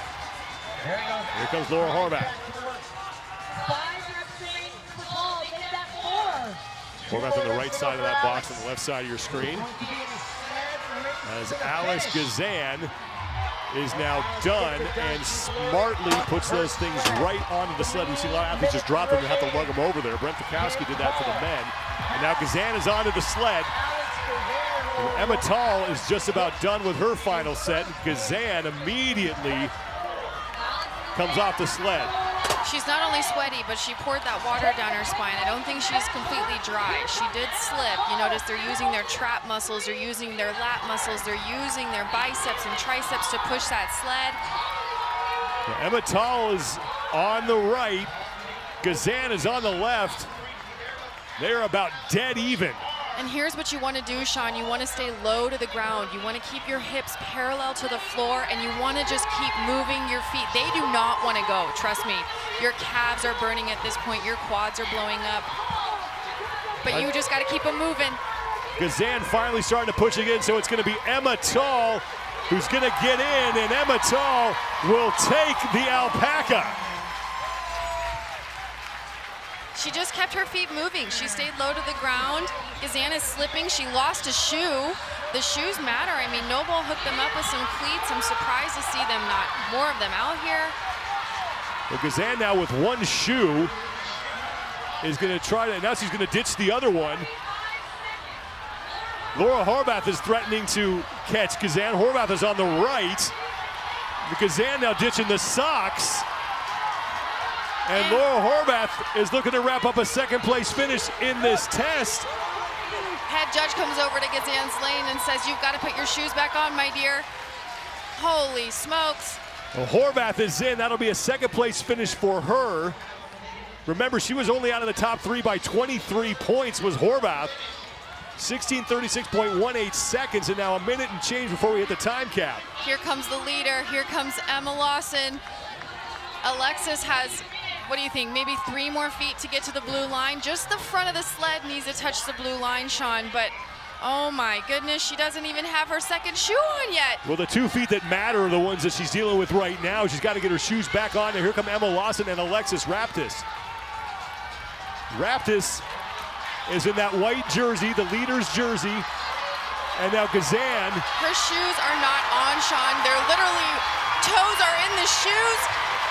Oh my goodness. She is going to save it. Now here comes Emma Lawson ahead of Alexis Raptis. So Lawson is done. That's big for her. That is big. And Alexis Raptis, who has yet to finish outside the top 5, is going to finish 5th. Beautiful finish.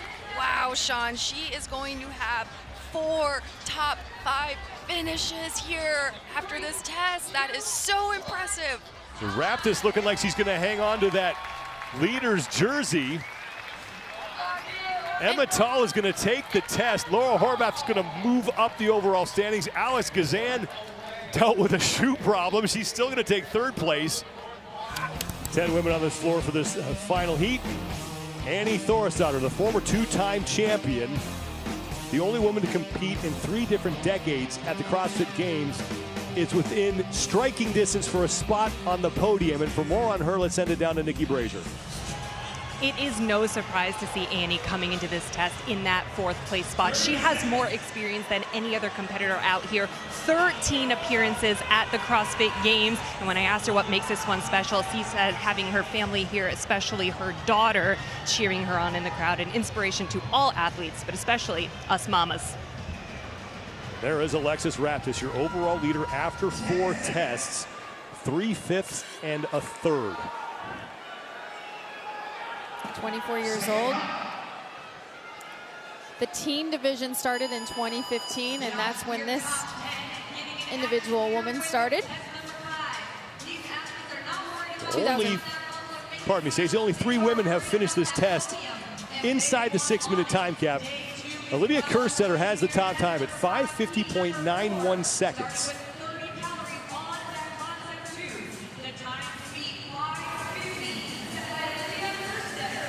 Now these athletes cannot see. They're corralled when the prior heat is already out on the floor, so they don't really know what unfolds. They don't know the paces that were held and the strategy that was used in the previous heat. Now you've had that experience. What's that like, being down there, knowing that competition is going on and that your turn is coming up? How do you manage those nerves? Well, you don't. You kind of just rely on knowing yourself and knowing what's best for you. If I were to be out on this floor doing this workout, I'd probably ease into the ski erg a little bit, and knowing that I have 50 stand-back squats to complete, and knowing that there's been some no reps, and hearing about the chatter. You do hear the noise underneath the stadium there while you're warming up. I'd be like, okay, I just need to stay with the pace, consistent pace, not necessarily sprint, but just stay steady on the ski and sell my soul to the squats. Laura Horvath is the first woman to the squats, and here comes Annie Thorisdottir, now Emma Tall on the right side of your screen. So 30 squats here, 125 pounds, 56 kilos. They will advance every 5 reps. The leader's name will be on the far left side of the scoring hat on the top of your screen, and the number in the white box will indicate how many repetitions that woman has completed. The number in the white box next to all the other women's names will indicate how many reps by which they trail the leader in the heat. Now you might just think squat because we've been talking about the legs and blowing up the legs and selling your soul to the squats, but you do not realize how much of your core you are using when you are doing a sandbag squat. You're staying upright, you're balancing that thing on one shoulder, you're firmly planting your feet into the floor. There's a lot of accuracy and precision going on there that it's not necessarily just involving the quads. Final 5 reps here for Laura Horvath. You can schedule a no-cost 15-minute evaluation to find out if a Rosti treatment is right for you. Get pain-free, now available across the U.S. Scan the QR code to get started. And Laura Horvath's going to get started on her 20 calories on the ski here. And she is way ahead of the lead pace. Olivia Kerstetter, the top time, again at 5:50.91 seconds. And Laura Horvath is running away with this heat right now. Sean, I said it in the previous heat, we need about 90 seconds to get through those last 20 squats. We were at 3 minutes and 30 seconds on the clock when they were all on their 20 cal ski, so she's well ahead of the pace right now. And knowing Laura as an athlete, this is what athletes look forward to, is hearing their name on the loudspeaker, getting pumped up, knowing that they are in the lead and just riding with that momentum. Alex Gazan on the right side of your screen on the ski. She has moved into 2nd place. And those are the only 2 women on this portion of the test, as we are more than halfway through the allotted time here. 6-minute time cap. Our leader there struggling to get the sandbag even to her shoulder.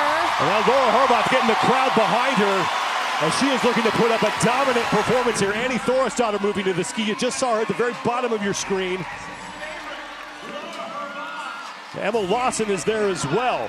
Laura Horvath came in 3rd place overall. She's only 14 points back of Emma Lawson for 2nd, and she is well ahead of Emma right now in this heat.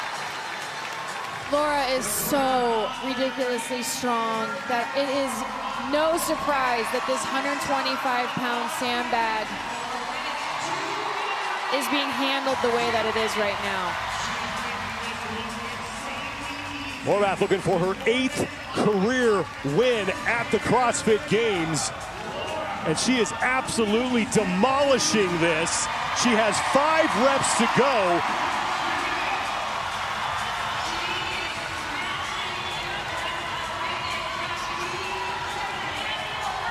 And this is not fair. Laura Horvath is going to win ski bag, pick up 100 points, and looks to move even closer to the top of the overall standings. Alexis Raptis is towards the back here in this heat. Laura Horvath only has to make up 59 points on Raptis to overtake her for the overall lead. So we'll keep an eye on that as this heat continues to play out. Now 1 minute to go before we hit the 6-minute time cap. Leader on the floor is Alex Kazan as she moves forward with 10 reps left. That is the second time she had to drop that sandbag in these last 20 squats, Sean. She's got 45 seconds. She can feel the heat. She knows exactly where she's at. She just has to stay calm, get back in the groove of things, find the balance, find the control.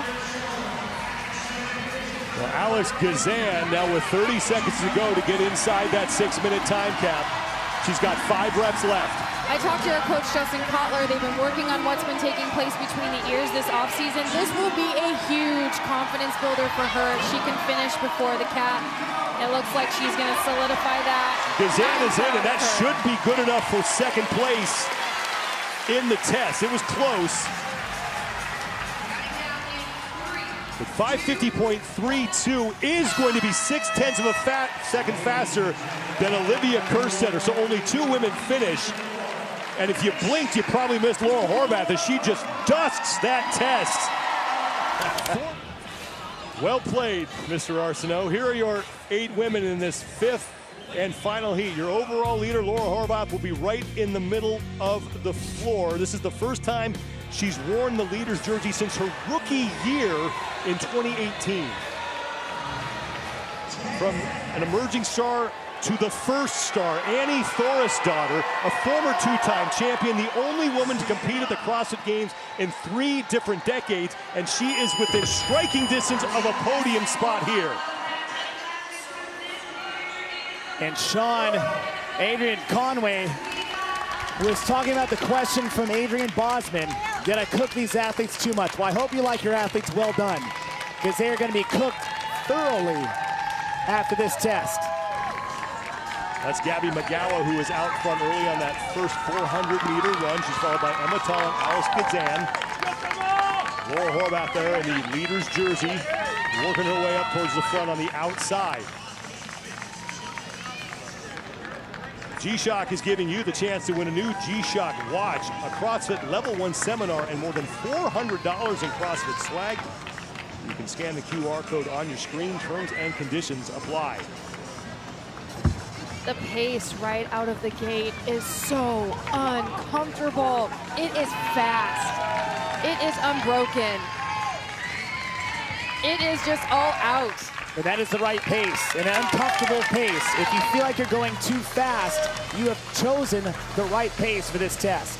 Gabby McGowan leads the way back into the Coliseum here. And now the women will complete 12 bar muscle ups. They have to go from a hang to a supported position, and they have to pass through a dip at the top. Keep an eye on the scoring hat on the top of your screen. The leader in the heat will be on the far left side, and the number of repetitions that athlete has completed will be in the white box.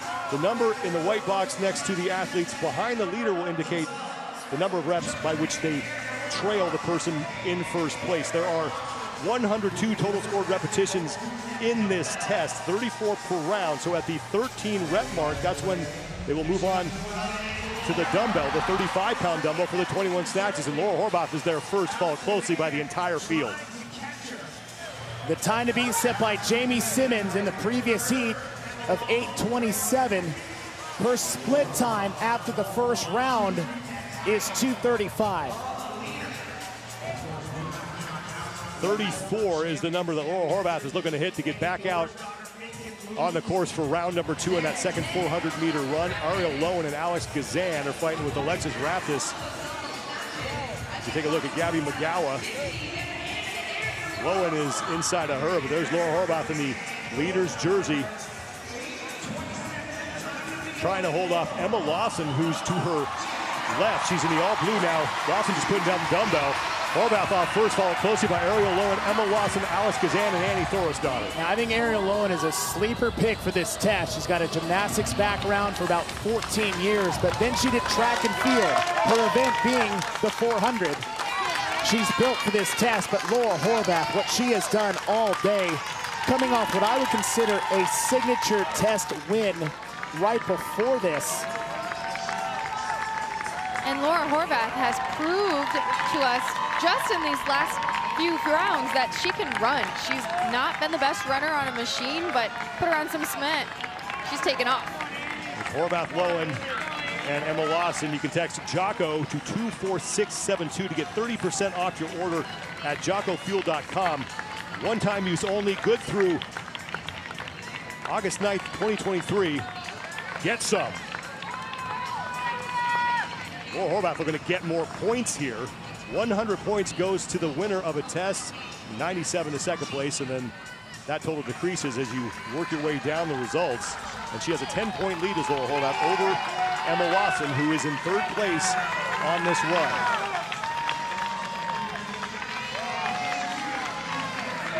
Now, Laura Horvath had the fastest split on the bar muscle-ups of all the athletes in this heat. The only one to break 30 seconds.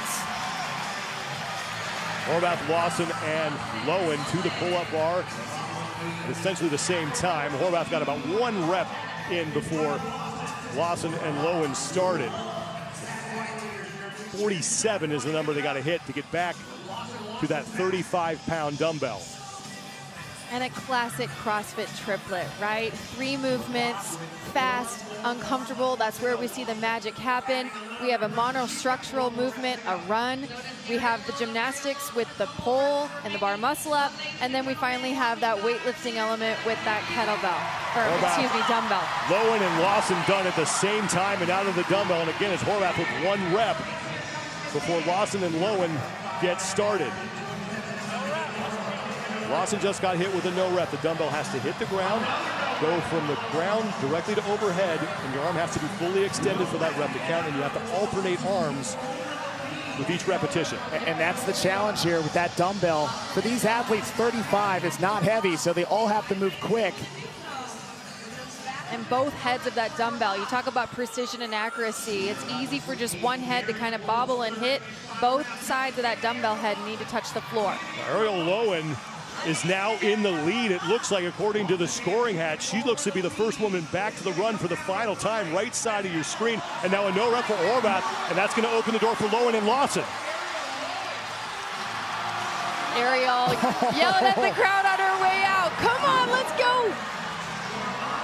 Horvath now is in third with Alex Kazan behind her, and Alexis Raptis is out on the run. Annie Thorisdottir and Emma Tall getting started as well. These are your leaders here in this final heat. Time to beat is 8 minutes, 27.12 seconds. And you're seeing shaking out of the arms. You're seeing relaxed grip.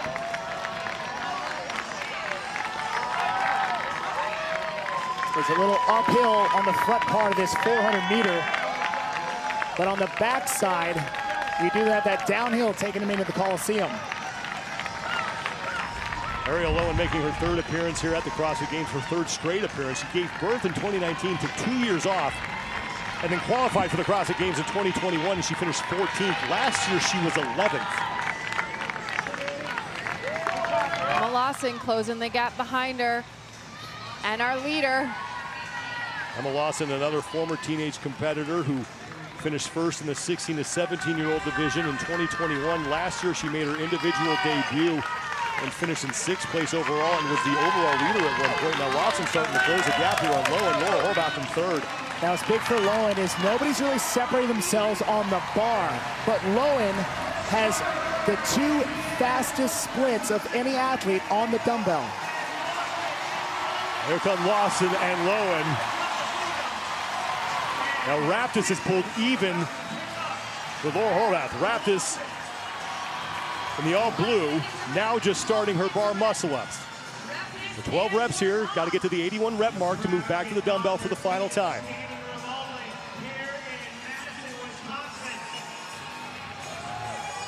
If Lowen on the right side of your screen can stay within a rep of Lawson, center lane all blue, she has a shot to pass her on the last 21 reps.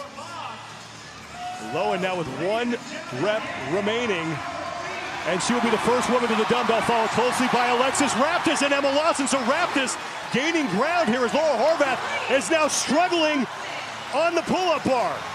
Alex Gazan in the black top and blue shorts in the middle has passed Horvath. So Laura Horvath is running into some trouble here. She now gets to the dumbbell. She only had a 10-point cushion on Emma Lawson here. Lowen is on the right, and she has a frantic pace going here. She's got to get to 102 reps. Hand in the air for her and Raptis as it come down to a race to the finish. Raptis is off first, and what a comeback for Alexis Raptis as Ariel Lowen is in, followed by Emma Lawson. Now Alex Gazan looks to be the next woman to finish, and she is in. Now let's keep in mind the times for the prior heats that could factor in here.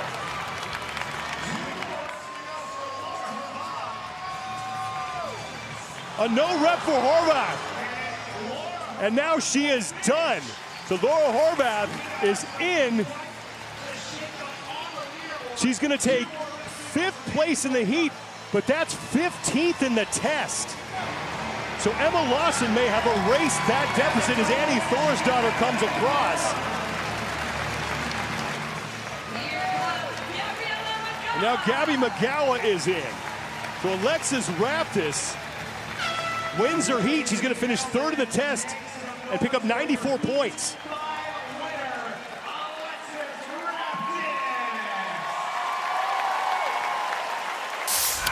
All the athletes, men and women, will be running this together, not competing against each other. The men will be in front, 2 rows of them, with the highest ranked men in the front, and then 2 rows of women behind them.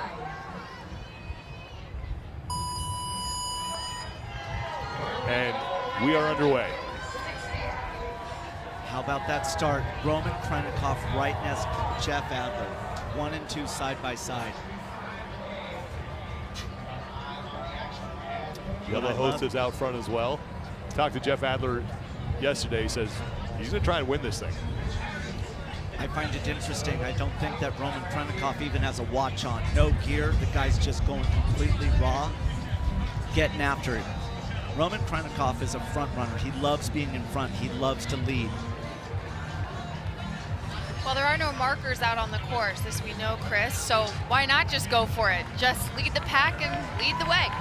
Oh boy, you know what? There's still so much work to be done. I mean, one of the things that everybody is concerned about that is running is the neurological damage from this event, knowing they have to go into an Olympic total tonight.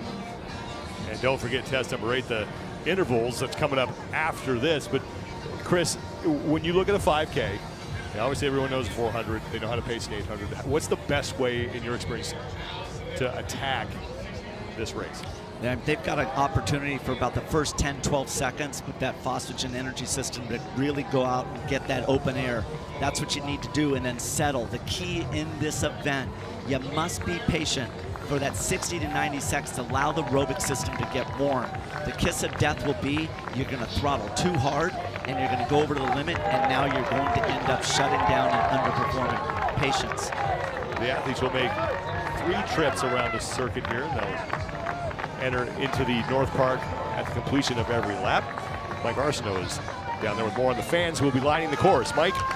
Thank you very much, Sean. It's currently 73 degrees Fahrenheit, 23 degrees Celsius, so the most comfortable daytime conditions we've had so far this week. Another cool aspect of test number 7 is the access for the fans. The athletes are running right by us through the middle of the RV campground. They'll do this each and every lap, so these fans will get up close and personal. The most difficult part for the athletes will be avoiding the smell of cooking bacon through the RV park. We'll see if they can avoid that. I definitely, for one, will not be able to resist. Thank you, Mike. As Roman Krennikov, Jeff Adler, Lazar Djukic is up there, along with Pat Vellner. I believe that's Uldis Upniks there on the So they're right now running up the steepest part of this entire course. The course goes from really the bottom where the road was. It rises about 7 meters, and then it immediately drops back down again. But if there's a move to be made, that's an opportunity on that hill. Mike mentioned about the weather. The weather is really good, but there is about an 8 to 9 mile an hour wind, and unfortunately that wind is going to be in the face of these athletes for the bulk of the time when they're up on that grassy section. A G-Shock is giving you the chance to win a new G-Shock watch, a CrossFit Level 1 seminar, and more than $400 in CrossFit swag. Scan the QR code on your screen now. Terms and conditions apply. As the athletes are making their way off of that grassy, I would say probably 200, 300 meter trip there, they're coming onto some loose gravel, a little bit of loose rock before they find some pavement again. Having run it, I would say the grassy area is about a 300 meter stretch. This loose gravel is about another 300 before they make their way back into North Park Stadium here. This course has been perfectly designed. So the last 400 meters is slightly downhill, and it's going to encourage these athletes to really push. And that, at the end of this event, could be highly detrimental. You've got to be thinking strategic here. There's a lot of work yet to be done at the CrossFit Games. I anticipate, though, Chris, after they get through this first lap, because the athletes know nothing about this course. They've seen pictures and that's about it. Unless they've got somebody else doing a little scavenger hunt for them. After this first lap, I do anticipate paces to kind of increase a little bit through the second and the third lap. Agreed. These athletes have had plenty of people that have gone out and they know this course backwards and forwards. They know the actual distance. By the way, speaking of distance, I did talk to J-Mac about the measurement of this course, and they wheeled it 3 separate times. So this course, it's spot on based upon their wheel. I want to point out what I just saw. Jeffrey Adler is coaxing Roman Krenikov. He sure is. Let's not forget, in Event 10 in 2021, it had a 3-mile run broken up into 1.5-mile increments with some toe to bar sprinkled in there. Adler took 8.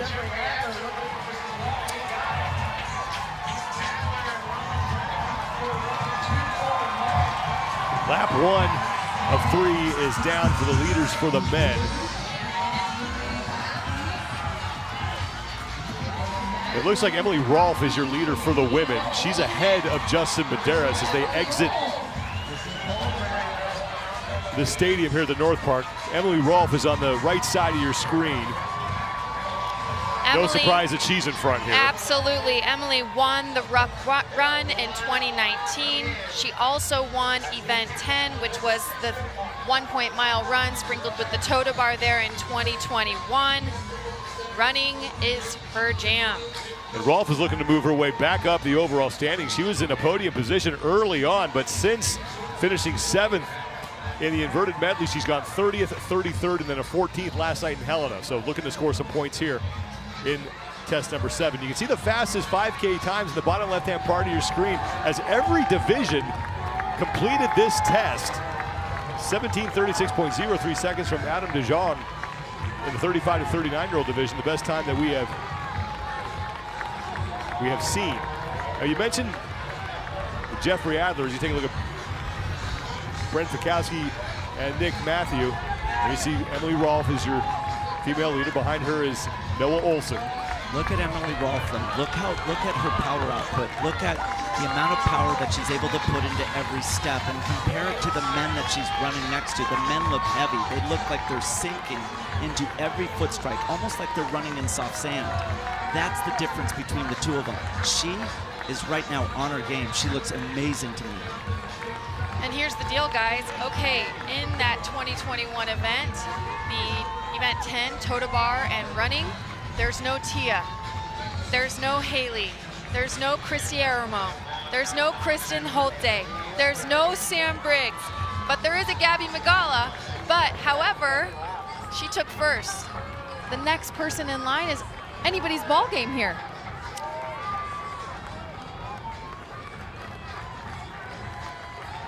The second of 3 laps here for the 5K. Jeff Adler has moved in front of Roman Krennikov. And we talked to Jeff Adler last night after he took Helena, and he said that he intentionally baited Roman into going faster than he wanted to in the second round of that test. And he knew in that round, he knew then that he was going to win. I had a chance to catch up with Jeffrey Adler after the bike event, and he noticed in the most difficult section of the bike event where you had to push it up that hill before crossing that second hurdle, that every single time on that, Roman got dropped. That hill hurt Roman, and Jeff knows that. He's such a smart athlete. He really is a smart athlete. I mean, I think, Stacy, that was the key to your success too, right? You were smart. You used, like, you took those moments as an advantage, for sure. Yeah, you were definitely scoping out the field and eyeing your athletes, eyeing competitors. Perfect Hydration is the official water partner of the 2023 NOBULL CrossFit Games. Scan the QR code on your screen for more. So what I'm looking for here is just look at Roman and the heaviness of every step that he's taking. It's lethargic almost, and you want to look at the other athletes and compare who has that spring-like effect, that they have jump, they've got that bounciness in them.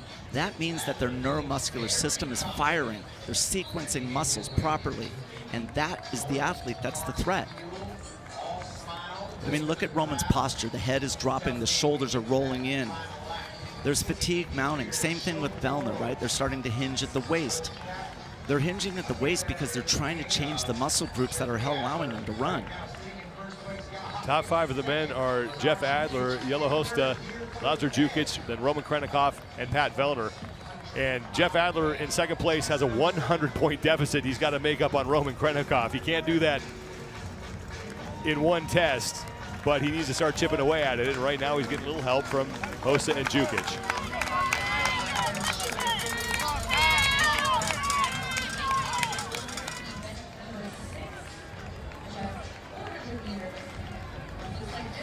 Chris, what's the first thing that you see? I know you mentioned some things that you were looking at, but the first thing that you see that lets you know that, all right, someone's starting to struggle a little bit? Well, first of all, what you have to notice is that there's been a dramatic acceleration in intensity, speed, and look who's driving that right now. Adler is no longer turning around, seeing who's with him, right? He was toying with the field, in my opinion, in that first lap, right? It was almost like a game for him. Now, I think that he's putting on his competitive mask and he wants to go. But remember, Adler's strategic. He's thinking of points. And if he just blows up and goes off in front, the athletes behind him will go, just let him go. So he's trying to coax people because Adler wants the advantage in the next events. There's your women's leader, Emily Rolfe, who at the last check was 11th overall. That's incredible. I ran into Emily a couple of days ago and she said, this is my event. Let's send it down to Nikki Brazier on the field.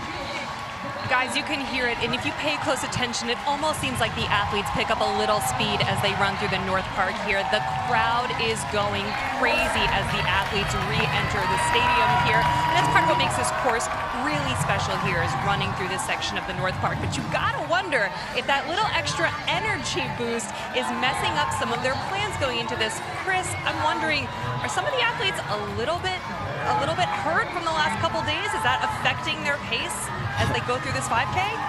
You know what's interesting is last night after that sandbag lift, I went into the athlete warm down area and they're destroyed. They're so destroyed, and this event scares them more than any of the other events. And then of course they announced box jumps and then the Olympic total today. No, these athletes for the first time have fear. I want to point out something that we saw in the transition here after they passed this and they're now starting the second lap. There's water available to these athletes. Jeffrey Adler was the only one that didn't take water. I noticed that, Chris. I did notice that. Hey, but let's not sleep on Lazar, guys, and Hoste. Yep. You know, Lazar won event 10, which included, again, those toes to bar and the 3-mile trek. Oldest, I don't know where Oldest is, but he took third in the in that event. He took third in the ruck in 2019, first in the shuttle to overhead in 2022, ninth in Helena, so he's got a bit of an engine on him. Maybe he's saving it for this last lap here. Right, same thing Ducic. Ducic last year put the hammer on Adler, right, in that capital event and hurt Adler. And so you have to respect that. We heard Nikki mention the fans in the North Park here. And Noah Olson, as you would expect, acknowledging them as he worked his way through the North Park. Olson making his 10th straight appearance here at the CrossFit Games. And I talked to him about a week or so before he made his trip out here to Madison. He said he's focused more on having fun and enjoying the experience. We also saw Chandler Smith a while ago. He was lurking behind Vellner and Krennikov. Remember that Chandler Smith comes in third place overall, 432 points. So he's looking to put some distance between himself and the men chasing him for that third and final podium spot. You see Chandler there in the background. Let's send it down to Mike Arsenault out there on the course. Well, our top two men on the leaderboard, Roman Krennikov and Jeffrey Adler. Adler looks very comfortable.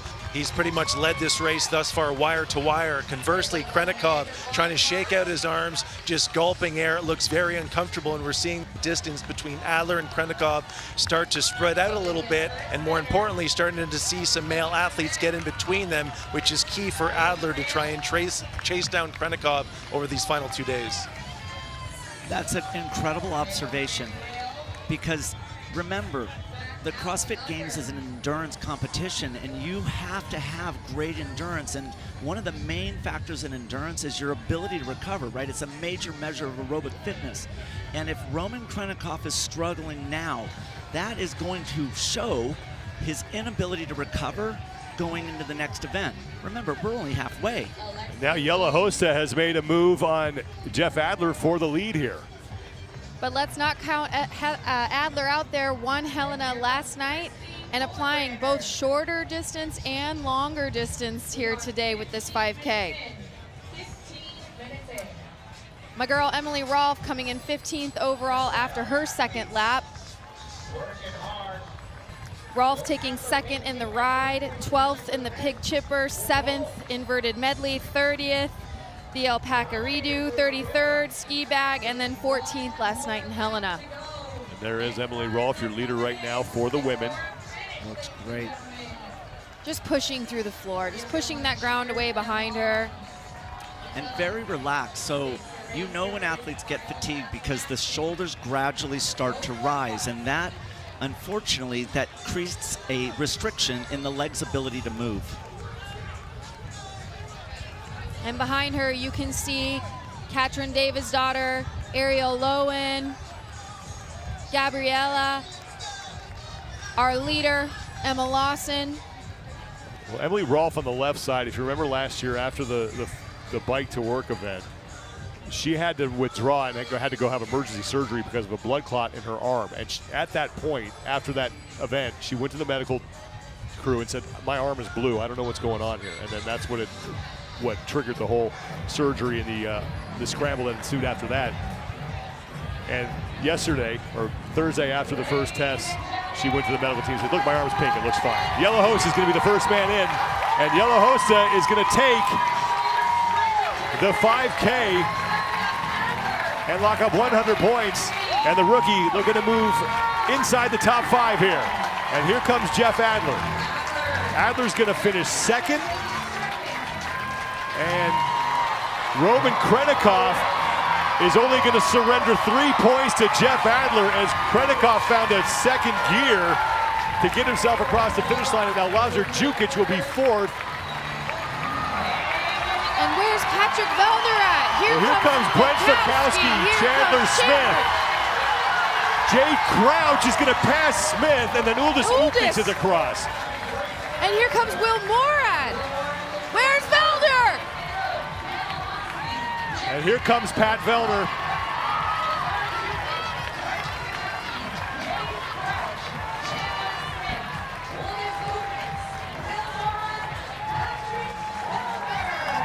And now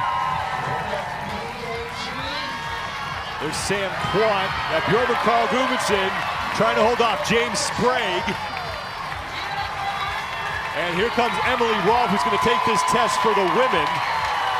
Justin Medeiros is going to try to sprint past Olsen. He's got him. He's going to run out of time to get Bailey Martin. Will Morad is in as well. Uldis Upniks came across. And there's Luke Parker. Now Heinrich Happelainen is coming in.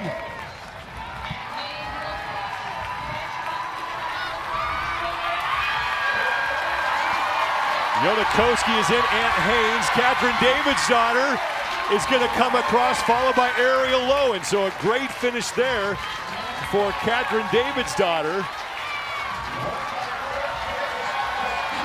And Emma Lawson is across.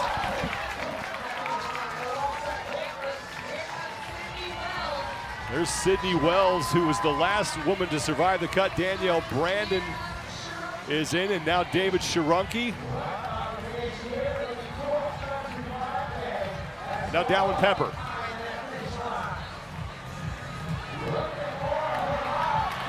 And now Emma Carey sprinted to finish. Laura Horvath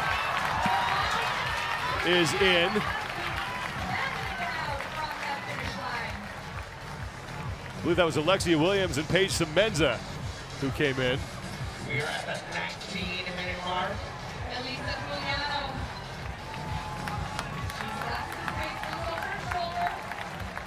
There's Elisa Fuliano. And now Jamie Simmons behind her.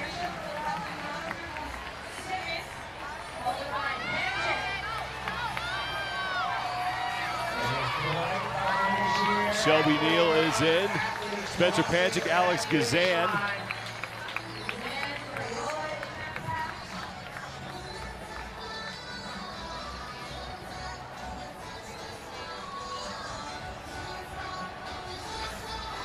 Now it's Jelle Hosta with the top time for the men. It's Emma Tall working her way into the North Park here. 16:39.68 seconds for him. He's going to get the win. On the women's side, we're still waiting for the official times for them, but we do know that it was Emily Rolfe who came across first, and I believe Catherine Davidsdottir was second.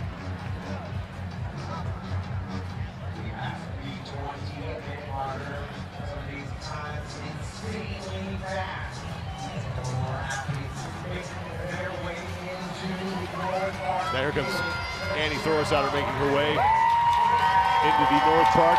Former two-time champion. Has competed in 3 different decades at the CrossFit Games. That's absolutely incredible that she's been able to accomplish that. There's Moritz Fiebig behind her.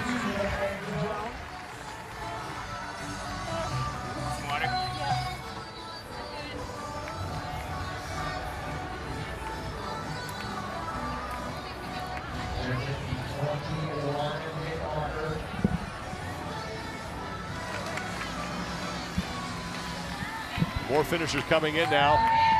There's Amanda Barnhart. Amanda Barnhart came in 25th place overall. We do have another cut tonight, down to 20. So right now she's on the wrong side of that. But we do have the Olympic total coming up tonight. That's a test she should do very well in. And now here's Bailey Rail.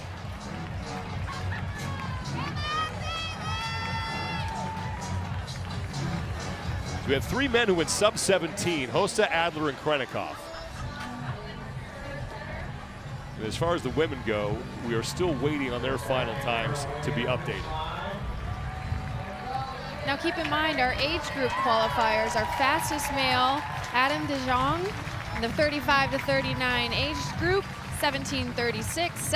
Second fastest male, Caden Hogan, 16 to 17 age group, 17:46. Our fastest females come to us, Mira Varga, 14 to 15 age group, 19:08. And the second fastest female in my age division here, 35-39. And the winner of my age group, Lori Clement, 19:57. Impressive times, Chris, impressive times. Extremely.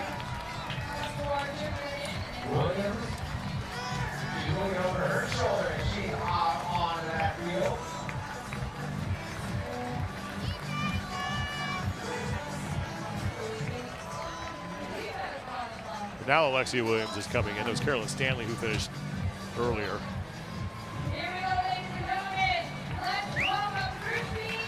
And now Christine Kohlenbrander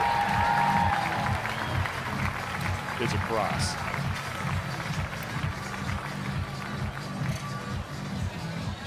When did you do it? Over there? Yellow Hosta was your fastest athlete out of anybody here. And the rookie from Belgium picks up his first career test victory. Emily Rolfe is going to win for the women, and Emily Rolfe is with Nikki Brazier. Emily, you called your shot on this one, and it comes as no surprise. We know what a great runner you are, but you've been through so much already in the last couple days. So what made you particularly confident about this test? I think just everyone's hurting, everyone's sore, everyone's cramping, so it's like we're all fresh. It's still the same race. Last year, obviously, you had a tough cut to your season, a really devastating injury that put you into emergency surgery. So what are your goals for this season now that you're back? You know what, I'm just enjoying being back out here, and I'm not taking it for granted. It's amazing. Congratulations. We'll send it back up to Sean. Thank you. Thank you. 10 women here in this third and final heat. And your overall leader, Emma Lawson, will be in lane number 5.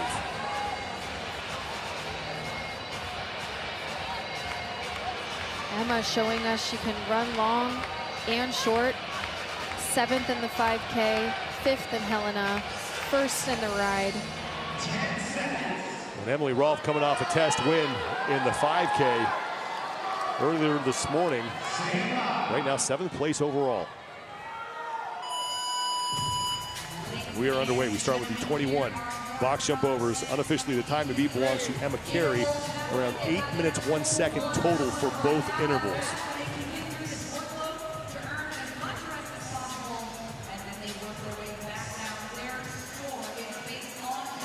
90 total repetitions in each interval. With Laura Horvath left side of your screen in the all blue. She's worn the leader's jersey along with Alexis Raptis in lane 6. Now it's Lawson and Raptis to the rower at the same time. Here comes Laura Horvath as well. So now 15 calories to complete here. Transition matters, Sean. Those tiny little seconds accumulate at the end of this thing, and so getting in and out of the row or getting to the boxes as quickly as possible will make a difference in the end. There's Gabby McGowan, who is making up ground on Emma Lawson. Lawson, your leader right now at the 36 rep mark, is when Lawson will be able to get up from that rower and move on to the 9 burpee box jump overs at 36 inches, and she is done. So Emma Lawson putting on a good pace here. Catherine Davidsdottir and Gabby McGowan opposite ends of the floor, right behind her. Davidsdottir at the very bottom of your screen in the all black, McGowan at the very top in lane 1. Here we see lots of different techniques taking place. They're getting off the floor quickly, but some are staying on their feet, some are sliding on their knees. Catherine Davidsdottir coming in 10th place overall right now. Emma Lawson is your overall leader. At the 45 rep mark, she will be done, and now on to 21 more box jump overs. So Lawson, and now Ariel Lowen moving into second with Gabby McGowan, Laura Horvath, and Catherine Davidsdottir.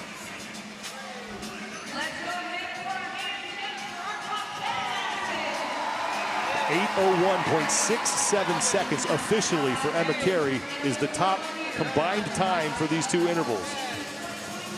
And you see Catherine Davidsdottir there in the all black, making a move. Gabby McGowan on screen right now, 9th place overall, trying to hold off Catherine Davidsdottir. She's only 3 points up on Davidsdottir for that spot, as Emma Lawson is onto the rower for the final time in this interval. 15 calories that she needs to complete here. Ariel Lowen, Gabby McGowan, Laura Horvath, Jamie Simmons, and Catherine Davidsdottir. Top 3 on the screen. On the left, it's Gabby McGowan. On the right, Ariel Lowen, and your overall leader, Emma Lawson.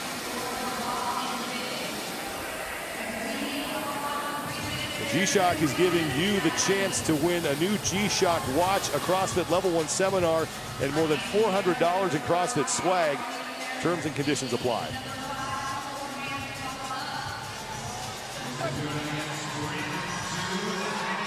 Emma Lawson is done, and now she's got 9 burpee box jumps remaining. Here comes Gabby McGowan in second place, Ariel Lowen in third, and Laura Horvath in fourth. Catherine Davidsdottir and Jamie Simmons get into the box at the same time as well. You see 2 different techniques being used here. Ariel Lowen in the blue tank top and green shorts, sliding on her knees, and our leader there on the left side of your screen, red shorts, white sports bra, kind of staying on her feet, nice and light, up and over, just getting right back down to the floor. Final rep for Emma Lawson, and she is in. That will be the best time that we have seen out of any of these 3 heats, 3:53.67 seconds, and now Gabby McGowan is in. Ariel Lowen came across the finish line along with Jamie Simmons and Laura Horvath. Bethany Flores is in, and now Alexis Raptis will be the last woman to finish. Now, you got to get set to do it all over again.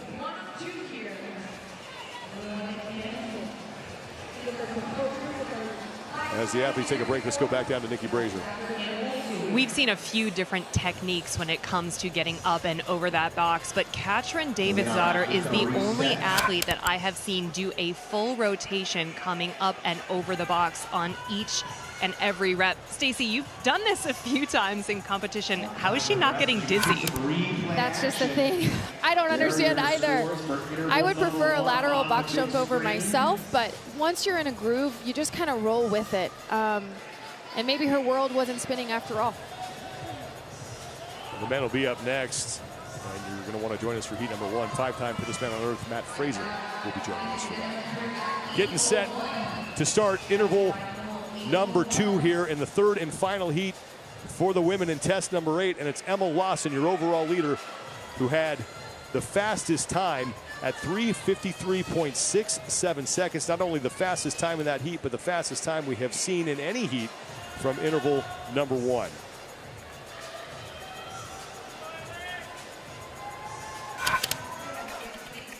Take a look back at Emma Lawson on that first run down the floor, and she never trailed here.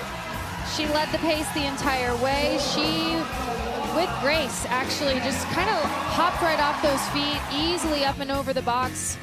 Power output on the row was exceptional. Looks recovered as she's standing here waiting to do the next 2 rounds.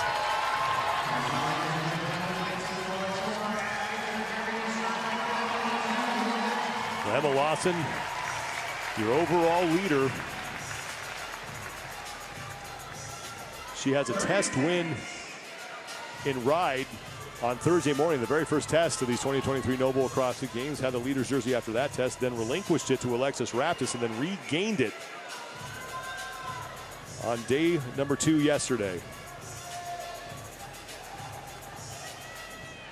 10 seconds.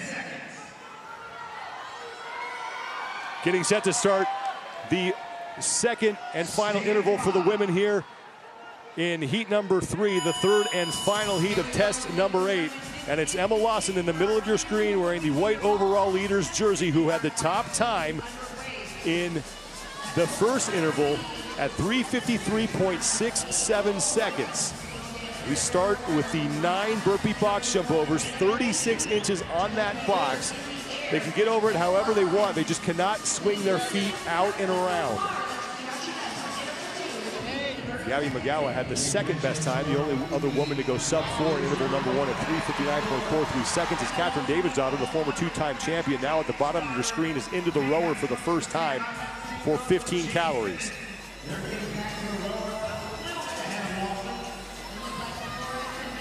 Keep an eye on the scoring hat on the top of your screen. The athlete's name on the far left will be your heat leader, and the number in the white box next to that athlete's name will indicate how many repetitions she has completed. The number in the white box next to everyone else's name will indicate how many reps by which they trail the leader. 90 total reps here in this second interval. the 24 mark is where Emma Lawson will be done, and she once again leading the way on this second interval. 21 box jump overs here. That box is 20 inches high. Now here comes Ariel Lowen on the left side of your screen. She's maintained that 3-4 rep lead throughout. Staying nice and low, jumping to the back of the box. Emma Lawson, white sports bra, red shorts, pivoting. Looking relaxed. You'll see her again sprint to this next tall box, get right to work. Now the back half of the second and final interval for Emma Lawson. You can level up your performance, get 20% off standard or elite memberships at wildhealth.com. Use the code CrossFit Games.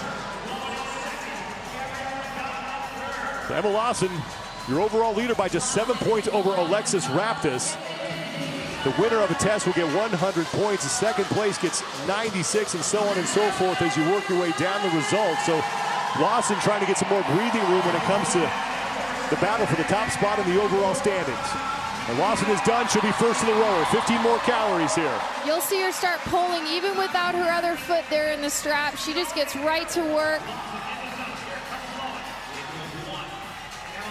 8:01.67 seconds. That's your top time from Emma Carey in the prior heat.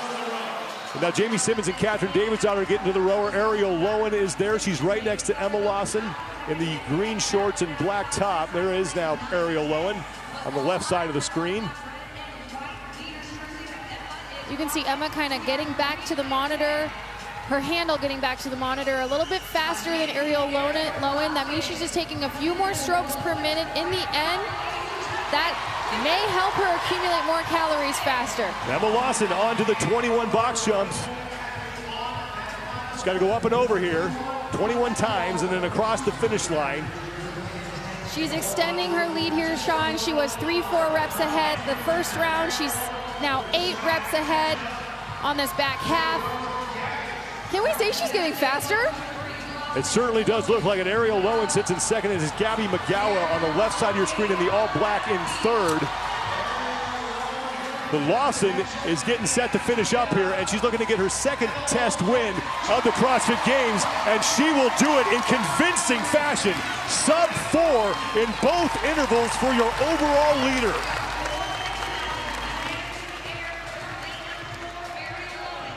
Now Ariel Lowen looks to be the next woman to finish. Lowen coming in third place overall, looking to keep herself in one of those podium spots. And now Gabby McGowan is in.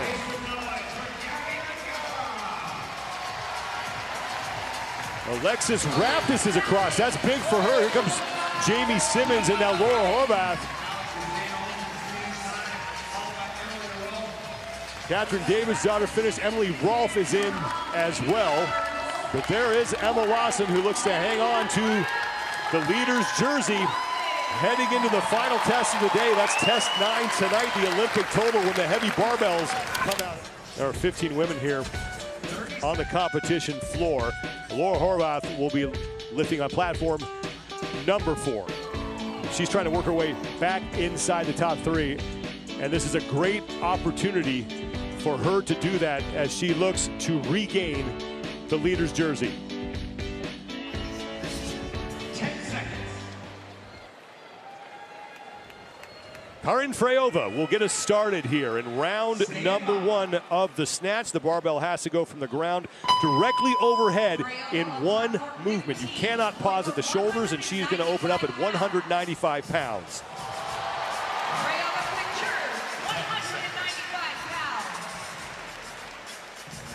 Now we move to Emma Carey, 187 pounds on the barbell for Emma. Women in the previous heat were roughly about 20-25 pounds off of their reported 1 rep max snatch. Carey is good at 187. Takes us to Emma Tall, who's going to open up at 176 pounds. Emma Tall, 176 pounds. She will make it. Good lift for Emma Tall. Danielle Brandon up next. Brandon coming in at 12th place overall, trying to get herself into the top 10 here. And she will open at 175 pounds.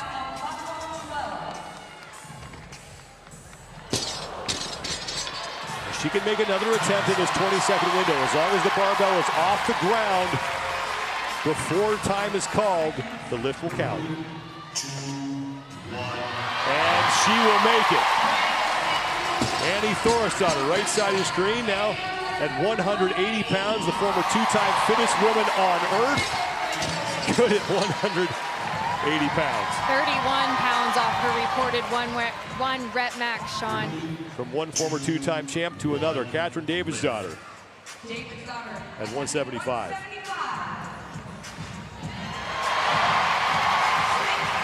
I think that's almost more impressive than even having a one rep max here in test number 9.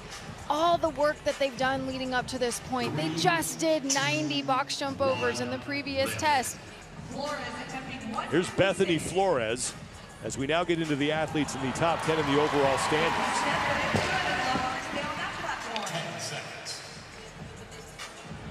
And she is good with her opening lift at 156 pounds. Here's Emily Rolfe, who won the 5K earlier this morning. 165 pounds on the barbell for Emily. A lot of these women following suit right after heat 1, 25, 35 pounds off their one rep max. Jamie Simmons, who stood on the podium here at the CrossFit Games in 2019. Third place, 160 pounds on the barbell for her opening attempt. And that will count. Gabby McGowan, 6th place overall, coming in with 509 points. 34 back of Alex Kazan in 5th place, opening lift at 175. That is good for Gabby McGowan. So the advantage to going first is kind of knowing, all right, what is the other field hitting right now? And what do I need to add or take off from my bar? Here's Alex Kazan. She has 168 pounds on the barbell. And that is good for her. That's a great lift for Alex Kazan. Semifinals, I think she hit 175. Laura Horvath now at 190 pounds. This will be the second heaviest lift that we have seen so far. To Frayova's 195, and that is no problem. And if you follow Laura, you know how much she loves to move heavy things. Now Alexis Raptis, who has led this competition, now sits in 3rd place overall, 177 to open up.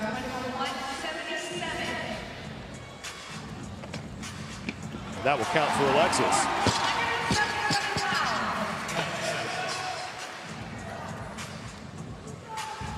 Ariel Lowen, 2nd place overall, opens up at 181.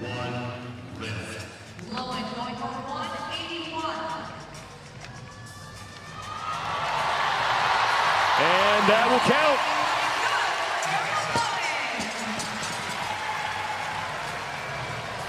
Emma Lawson, our overall leader, to close things out here in round 1, 185 to start.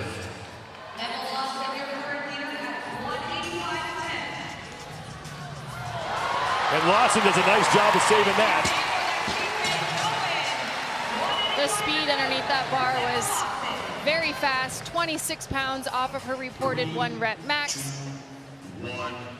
Karin Freyova is going to go up 11 pounds to 206. The top lifts and top totals will be listed at the top of your screen in our scoring hat. And she is 2 for 2. And that's exactly what the rest of these athletes in the field are looking at. They're going to keep their eye on the total down there in the right bottom side of your screen. They got to do a little math in their head. Figure out, all right, do I got to add weight? Do I got to take some off? 195, good for Emma Carey. That will move her into 2nd place here in the 2nd and final heat as we go to Emma Tall at 186. 10-pound jump for her here. Emma Tall going for 186 pounds. And that is good. She was very patient with the pole. Her extension underneath that barbell was just a triple extension. Danielle Brandon adds 12 pounds, moves up to 187 for her second and final lift. And that is good. And that's the thing you see. These athletes had to wait a little bit to get out onto the floor, and so that first attempt is a little bit rocky, and you can see the confidence and the momentum build after you hit that, and things might actually look a little bit better too. There's Annie Thorstadter at 190 to tie with Laura Horvath, and Thorstadter unable to make that. Plenty of time to start another attempt. We all know Annie can hit over a 200-pound snatch. We've seen that last year at the 2022 NOBULL CrossFit Games. And a great save for Annie Thorstadter. Would you expect anything less, Sean? Davidsdottir is going to make her second lift. I believe that was 180 for Davidsdottir. We'll wait for the official total. 186 for Davidsdottir. So now to Bethany Flores, up to 166. Now Bethany has battled some back problems throughout the season. So this is a little bit of damage control for her. Now Emily Rolfe is going to go to 171. Comes in 8th place overall.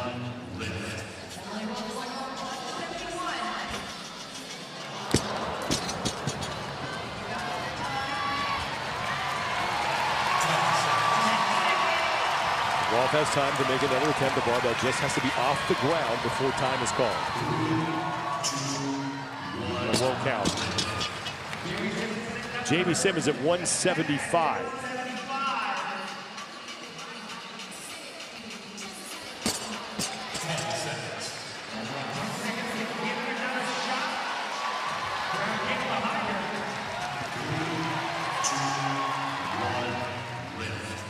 Simmons unable to make that. And grabs her right arm. We'll keep an eye on that. Gabby McGowan now at 191. That's the triple extension I was talking about. Toes, hips, shoulders shrugged. One straight bar path, everything nice and tall. Alex Gazan at 178. Keeping an eye on Jamie Simmons. She waved off some medical help, said she's okay. So that's good for her, as Gazan now has to make a second attempt at 178. This will be huge for Gazan, who has normally got a smaller snatch on this field of athletes.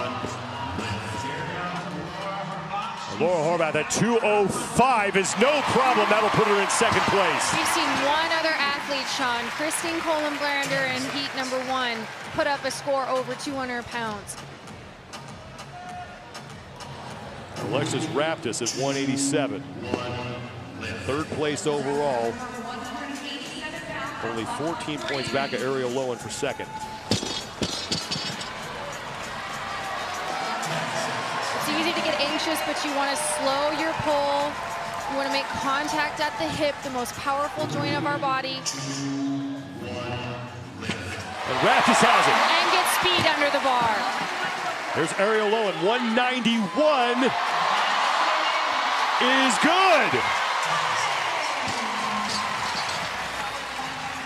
And now Emma Lawson to close out the snatch portion of this test, going to 193.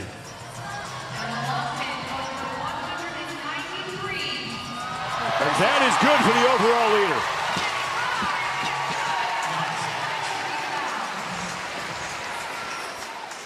Karine Freyova now with a clean and jerk, where the barbell pauses at the shoulders and then is jerked overhead. 2 attempts here for them, and 230 on the barbell for Karine Freyova. And that is good. The top total that we have seen so far was Christine Kohlenbrander in heat number 1, 447 pounds. 3, 2, 1, lift. Here's Emma Carey, 222 pounds on the barbell. 222 pounds on the bar. And a good lift for Emma Carey. Great speed under the bar, beautiful front rack, powerful dip and drive to jerk it up overhead. Emma Tall, 236.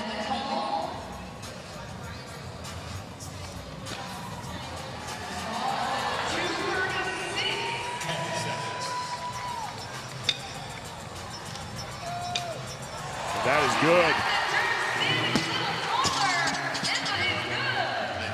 Danielle Brandon's opening attempt at 195 pounds. No problem for Danielle Brandon.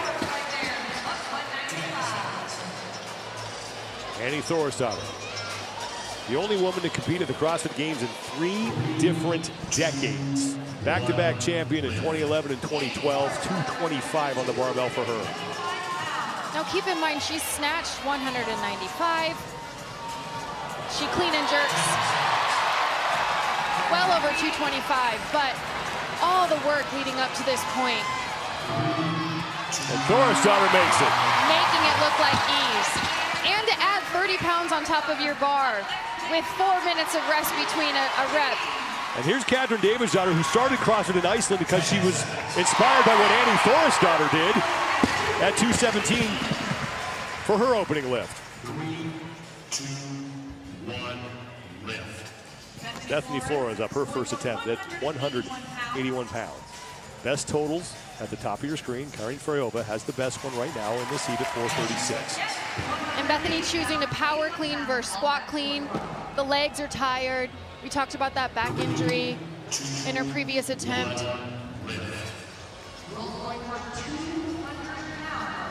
Here's Emily Rolfe. Adjust the front rack to create a bigger shelf so the barbell has something to sit on, making it a lot easier to jerk up overhead. 200 pounds good for Emily Rolfe, and we go to Jamie Simmons, 175. That was no problem for Jamie Simmons, so the elbow looks okay. Winced a little bit there at the end, but there's still a lot of game left to play, so conservative choice, not a bad idea. Gabby McGowan now at 225.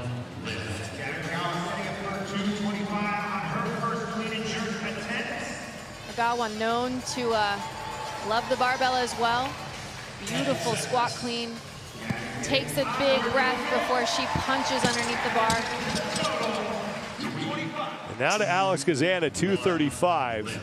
Alex Kazan setting up for 235. Kazan needs this after missing her second attempt on her snatch.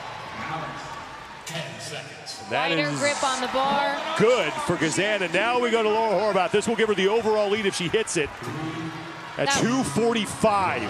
That wider grip on the bar, Sean, creates less distance for the bar to travel up overhead.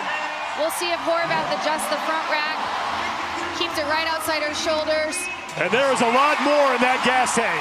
245 is good. Horvath has the lead, and the top total we have seen so far in this test as we go to Alexis Raptis at 217.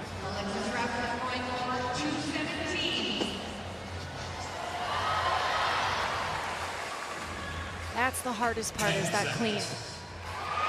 Raptis is good. She can get the clean, chances are you can get it up overhead. Here's Ariel Lowen, 221 pounds on the barbell. Got to give a shout out to my fellow mom, mother of one. 10 seconds. That is good for Ariel Lowen. Takes us to Emma Lawson at 227 pounds.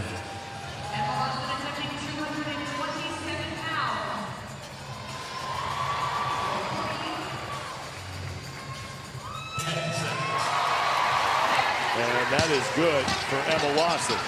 And we begin round 2 back with Karin Freyova, who goes up to 240 pounds. That's a 4-pound jump, so not going to be able to catch Horvath here. That is good.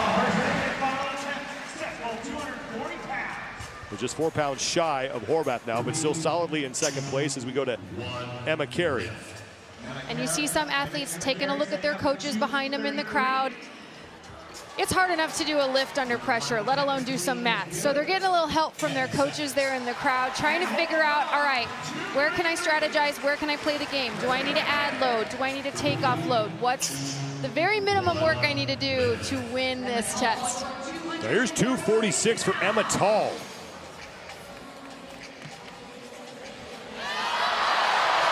Able to stand it up. Again, if you can get that squat clean, you can get the jerk. Just a strong dip, trust the legs. And not able underneath. to complete the jerk, and she doesn't have enough time. The bar just got out slightly, just a hair out too far. It needs to go straight up and down from point A to point B, shoulder to overhead. Here's Brandon at 215. Looks like she's shaking off another attempt. That brings us to Annie Thorisdottir. 225 was her first attempt. 7-pound jump.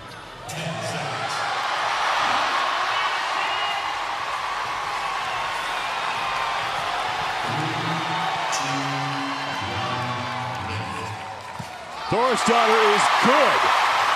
As Catherine Davidsdottir gets to work at 226.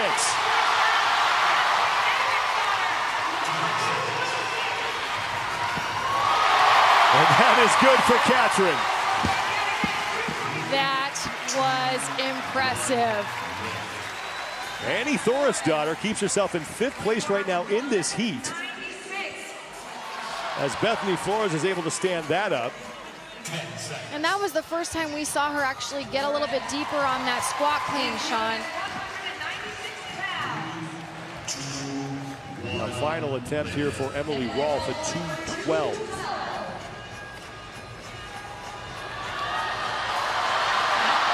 Emily Rolfe won the 5K earlier this morning. Just imagine going and running at 5K, all out effort. Not able to complete the jerk, so her best attempt. And then coming here tonight and trying to attempt a 212-pound clean and jerk. Jamie Simmons at 205. That is good for Simmons.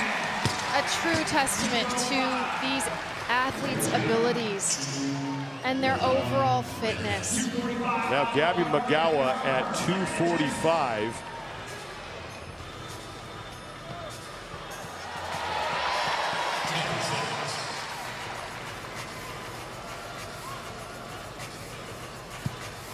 That is good for McGowan. Brings us to Alex Gazan at 248. And on the left side of your screen, you can't see it, but Laura Horvath's got 265 on the barbell, but we'll deal with Gazan first here.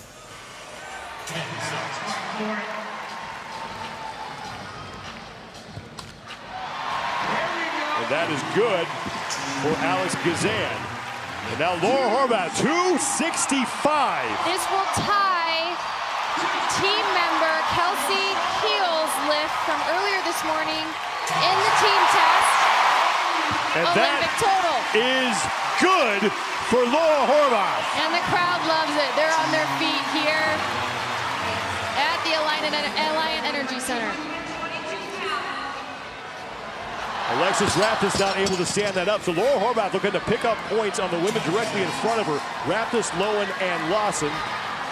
You get points based on your performance and tests. The better you do, the more points you get. If you win, you get 100, and right now those 100 points belong to Laura Horvath as Alexis Raptis will not get her second attempt. Here's Lowen at 231.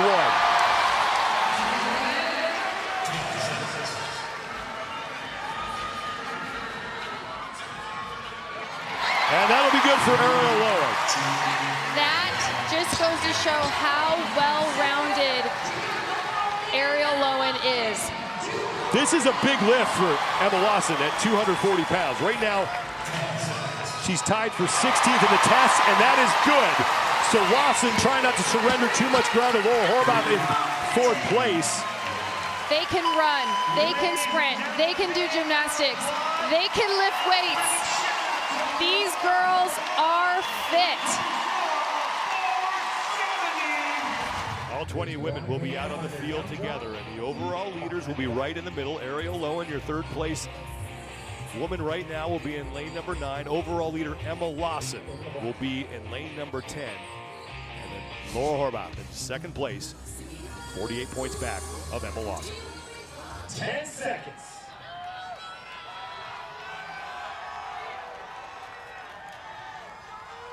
Stand by. We are underway. We start with the 7 ring muscle ups. 5 total rounds here in this test for a total of 50 scored repetitions. NOBULL CrossFit Games. They are working on 5 rounds of 7 muscle-ups, and then those sandbags over the log. Ring muscle-ups are something every individual woman is familiar with. However, how do they train on a 20-foot Zeus rig? Sean, that's the real question. They can get out of control real easy and start swinging if you're not careful. Emma Lawson and Ariel Lone and Alex Kazan among the leaders, along with Emma Tall and Karin Freyova. Now this first log here is 4 feet tall. As they make their way to the second log, it is 5 feet tall. And then that final log, 5 foot 5 inches. For some ladies, that's well over 2 inches, their height. Well, Alex Kazan and Laura Horvath are your leaders as they approach that 5.5-foot log with the 100-pound bag, and no problem for them. And Horvath and Kazan will work their way back now for round number 2. Kazan was a little bit faster off the ring muscle-ups. Round 1. Well, Emma Carey has moved up as well as she is hustling back to the ring. So Carey is now past Kazan. And Carey looks to be the first one back to the rings.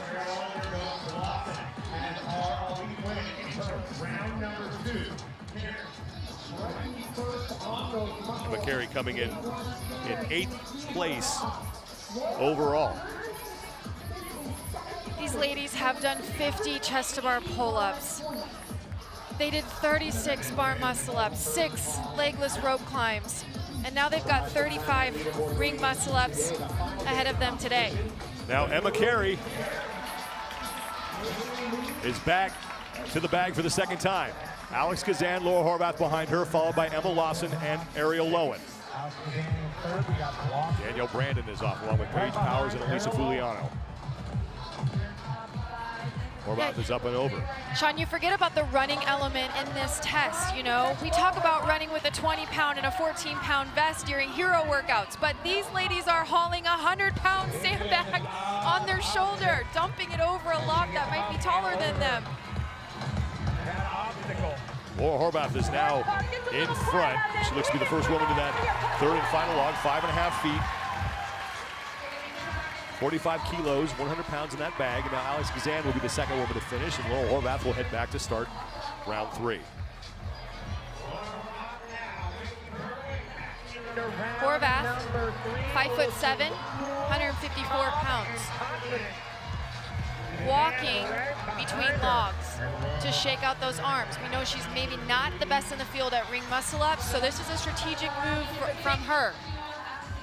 Here comes Emma Carey, who continues to make up time here on this transition. And we were talking earlier to competition director Adrian Bosman. He said it's kind of surprising to these athletes how much distance they have to cover during this test, and they often overlook that element of it. Yeah, for real. The field is not short. There's a lot of ground being covered.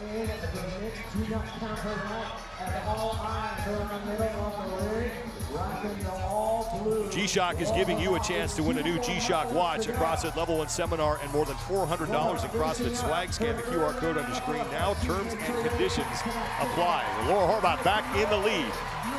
Starting to separate herself from the field here in round 3 of 5. Now Paige Powers has moved up. Paige Powers in second place, along with Emma Carey and Alex Kazan. So Laura Horvath coming into this event with a 48-point deficit that she needs to make up on Emma Lawson. If she wins, she would pick up 100 points. In order to erase that in one fell swoop, she would need Lawson to finish outside the top 10.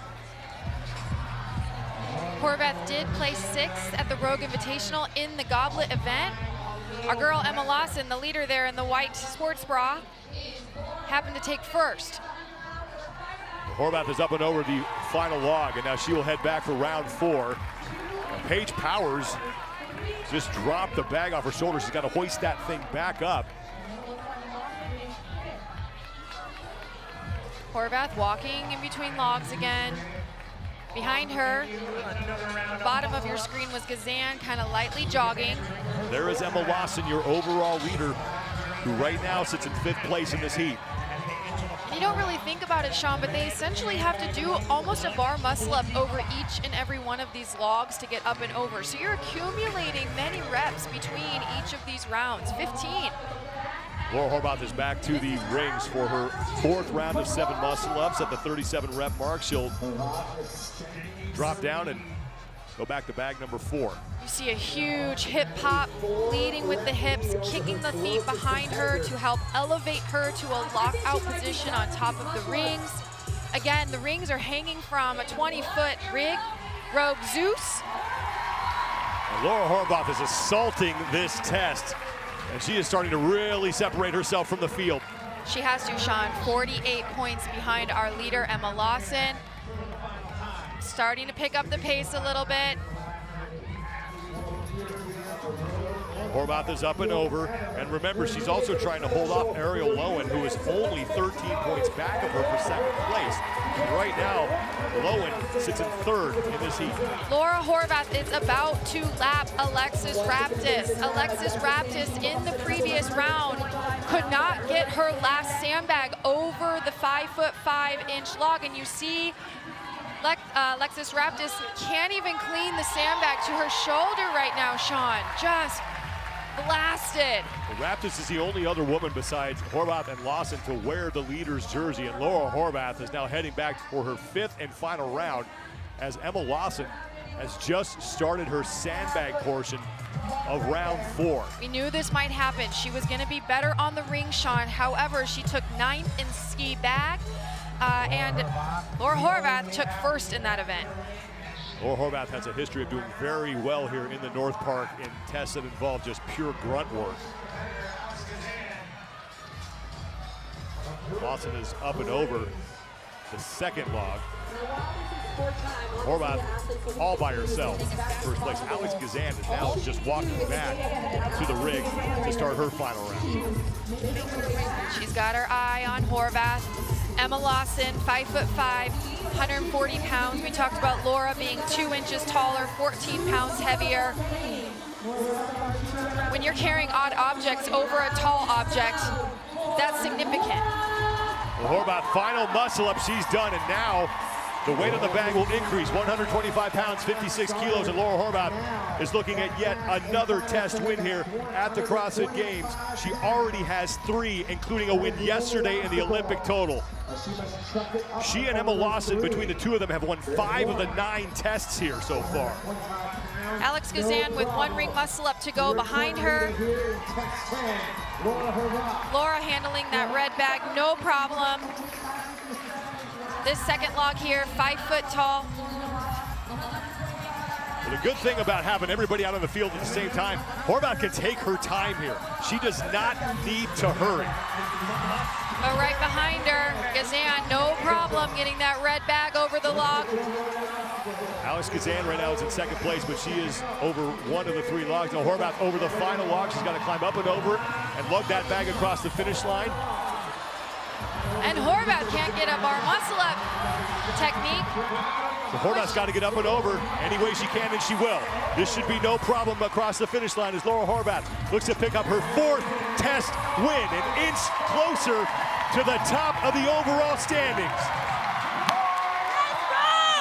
And now we will wait and see what Emma Lawson can do. So 100 points will go to Laura Horvath. She had to carve 48 off of that lead by Lawson. Now Alex Gazan sits in 2nd. She's going to get herself across the finish line. She'll pick up 95 points.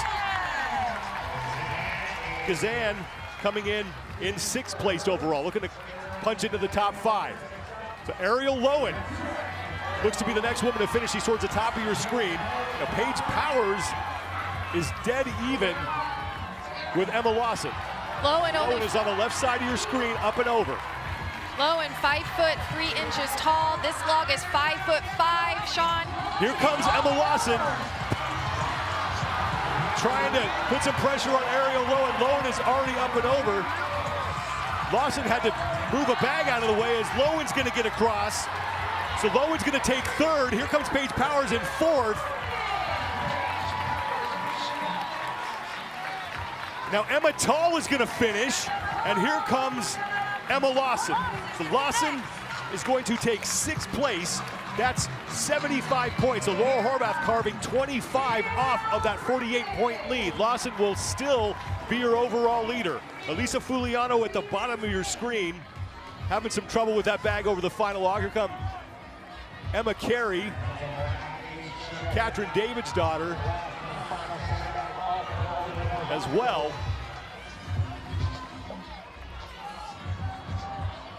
Fuliano's really struggling with that bag. As is Emma Carey. Here come Shelby Neal and Katrin David's daughter. David's daughter has the bag up and over. And Katrin David's daughter, as you take a look at Gabby McGowan. David's daughter is gonna get in. McGowan took 8th, Danielle Brandon took 7th.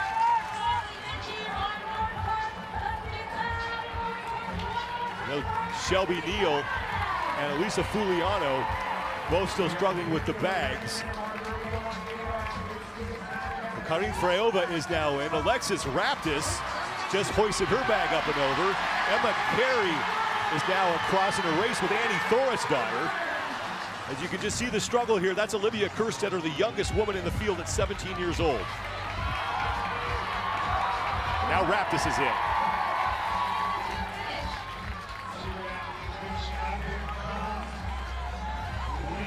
We still have 6 competitors out on the floor.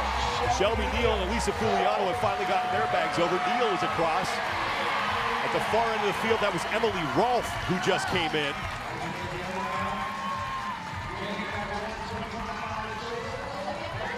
Now Olivia Kerstetter comes across the finish line.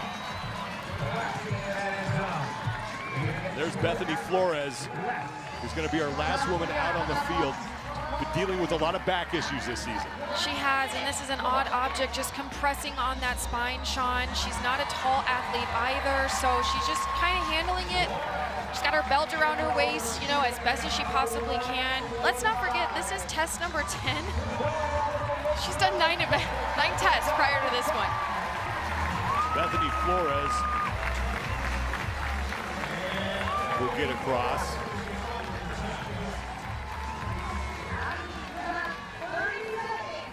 Paige Semenza is still out there. That is Paige Semenza.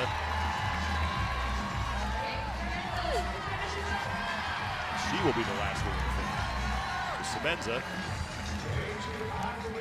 needs to hurry up here to get inside that 13 minutes.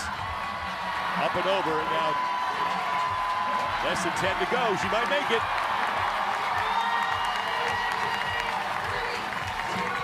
And she does. The entire field gets in inside the 13-minute time cap. Laura Horvath picks up her 4th test win and moves closer to that woman, Emma Lawson, shaving 25 points.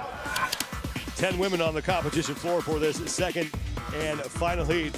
Ariel Lowen is in lane 4. 3rd place overall right now, 87 points up on Alex Gazan. 23 points out of that podium. Let's go down to Nikki Brazier with more.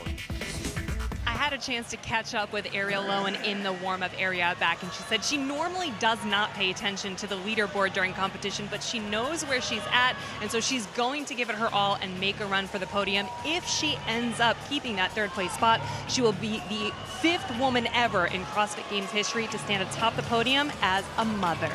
10 seconds. Emma Lawson and Laura Horvath still battling for the top spot. Lawson has a 23-point lead over Horvath. Horvath was able to shave 25 points off of that deficit in the prior test. We are underway. Time to beat belongs to Danielle Brandon at 8:48.42 seconds. We start with the trip up and down those parallel bars, and now the 30 heavy rope double unders. You've used that rope. What is it like compared to just a normal jump rope that people will use in everyday workouts? Slightly awkward. It's not the rope that's actually heavy, it's the handles. So that's what tacks the grip, and that also is what tacks the shoulders. And then when you have a heavy handle in your hand, the timing and the accuracy of your jump is just that much more specific. And of course, you got the heart rate. It increases the heart rate tremendously. And so you have to just kind of figure out how to breathe through all of that and relax as much as you possibly can. Alexis Raptis is in the lead along with Laura Horvath and Ariel Lowen. So Emma Lawson is one of the last women done with her first of 8 sled pulls here. Sean, she struggled on the turn of the traverse. So we'll see as athletes, you know, she may not have the ability here to work on a traverse back at home. And so they're trying to figure it out on the fly. And they've got 8 rounds to do that. She was much faster on this second round than she was the first. So hopefully she can pick up some speed here as we advance throughout this test.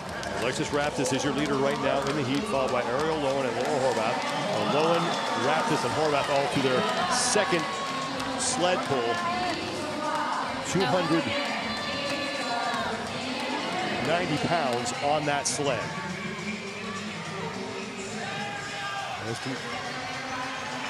Now remember, Sean, the white part of the floor is much more smooth than the black. So they want to keep the sled moving straight down the floor. They want to avoid hitting the black at all costs. Laura Horvath is now in the lead. Back to the double unders for 30 more reps. There's 32 scored reps per each round, 256 total.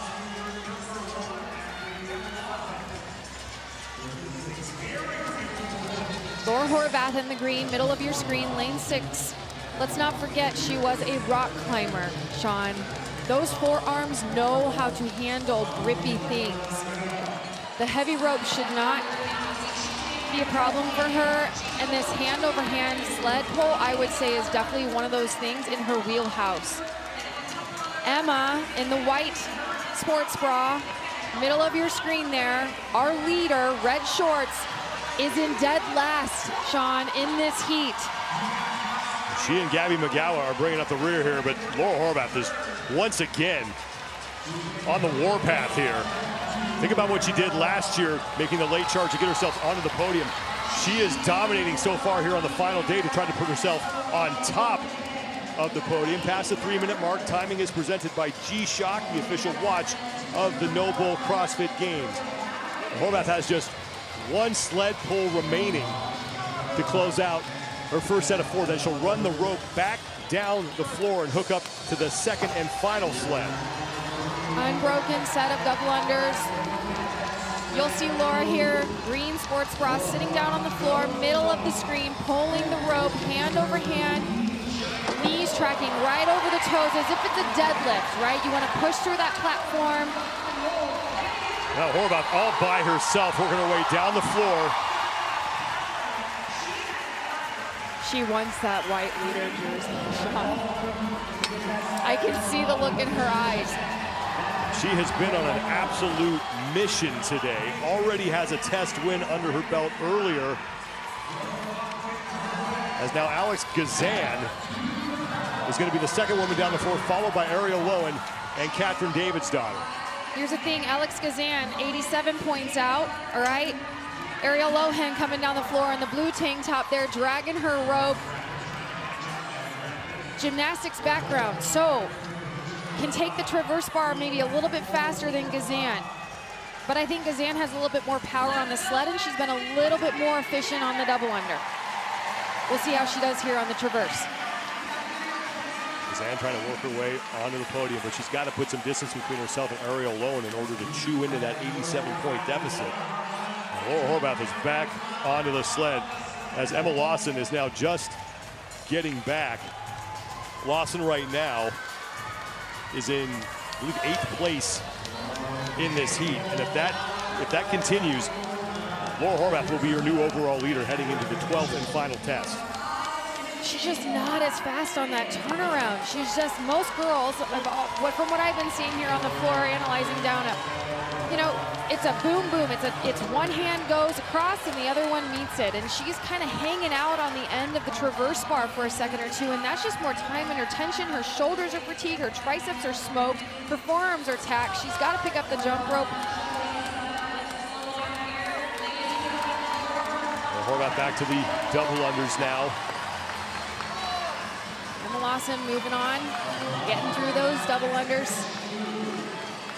Now watch this turn. She meets her other hand. She hangs out for a good 1-2 seconds before she pops the other hand onto the other side of the bar. You have to be a little bit faster than that. Horvath back to the sled pull. She'll have 2 more pulls after she completes this. Meanwhile, Catherine Davidsdottir, the sled dog, has moved into 2nd place. Davidsdottir coming in 8th place overall.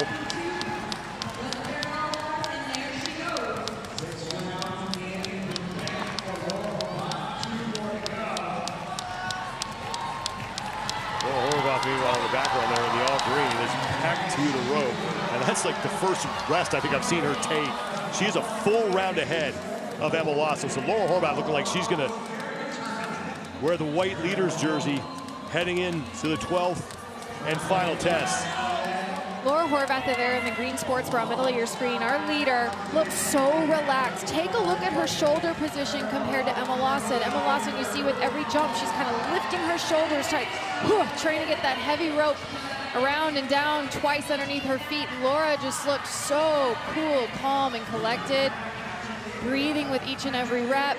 This right here, Sean, is her jam. This hand-over-hand rope pull, being that rock climber, not a problem for her. And we do know she loves to move heavy objects. I think back to 2018 when she made her rookie debut in the 2-stroke pull test where she reeled in Catherine Davidsdottir, and that had a sled pull in it. So she's had no problem with that clearly. And now she's back to the parallel bars. Watch her transition here. Just a quick slide over, slide back, and back down she goes.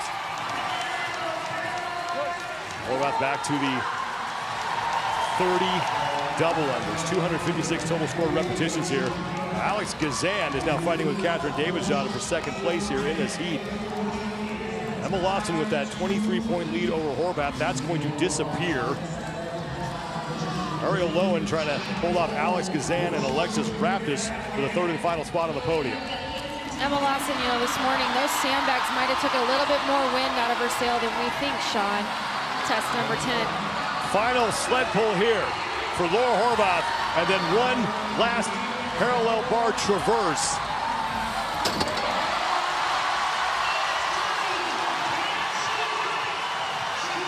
And Laura Horvath, 2 for 2 on Sunday, and will be number 1 with 1 test remaining.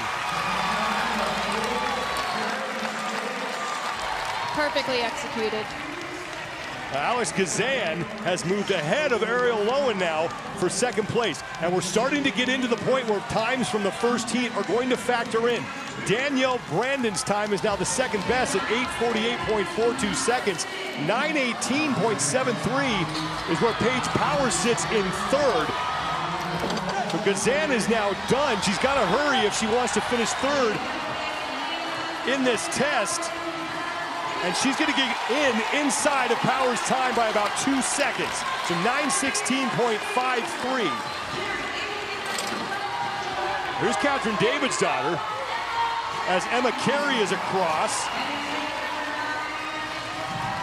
Carey and Davidsdottir helping out Gazan, and now Ariel Lowen is in. Alexis Raptis looking to finish up. And she is done.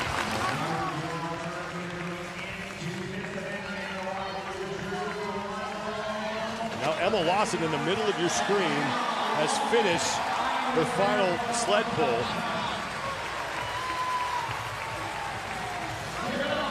And Lawson is done. She needed that. She came in dead last after round 1, Sean.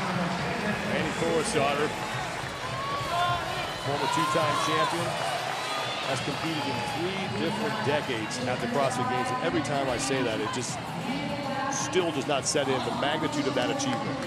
Unreal. I remember competing next to her at the ranch in 2009, and I remember every year after that, Sean.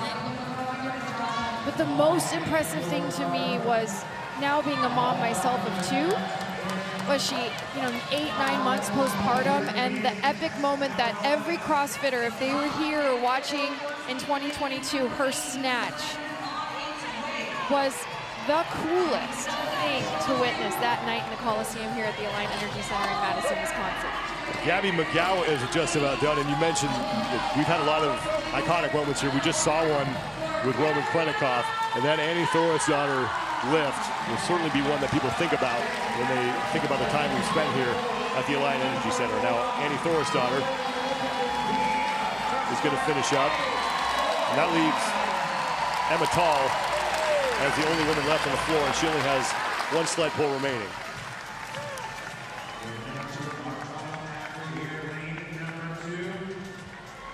Two of the greats from Iceland right there.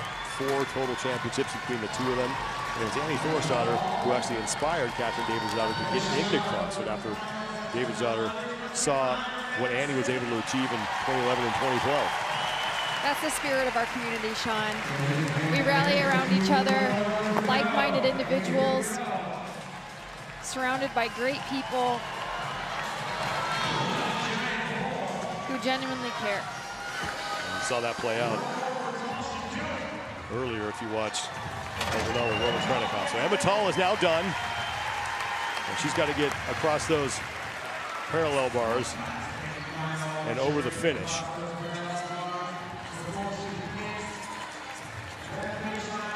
And Emma Tall is in.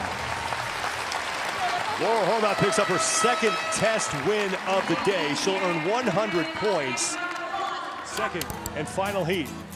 Laura Horvath will be in lane number 5, and you heard Tommy say that once they hit the competition floor, those expressions are going to change. And Laura Horvath looks like she is on a mission here. Test 12, it's the Echo Thruster, and everyone hates thrusters. It hurts. It hurts really bad for time. 21, 18, 15 Echo Bike calories and thrusters. Starts it with an 85-pound bar and goes up to 105 pounds. Then they take that 105-pound bar and they lunge overhead with it, 66 feet on the floor. Recipe for Success is delivered by Trifecta. What are you watching for here? The claws are going to come out, Sean. It's time to get primal.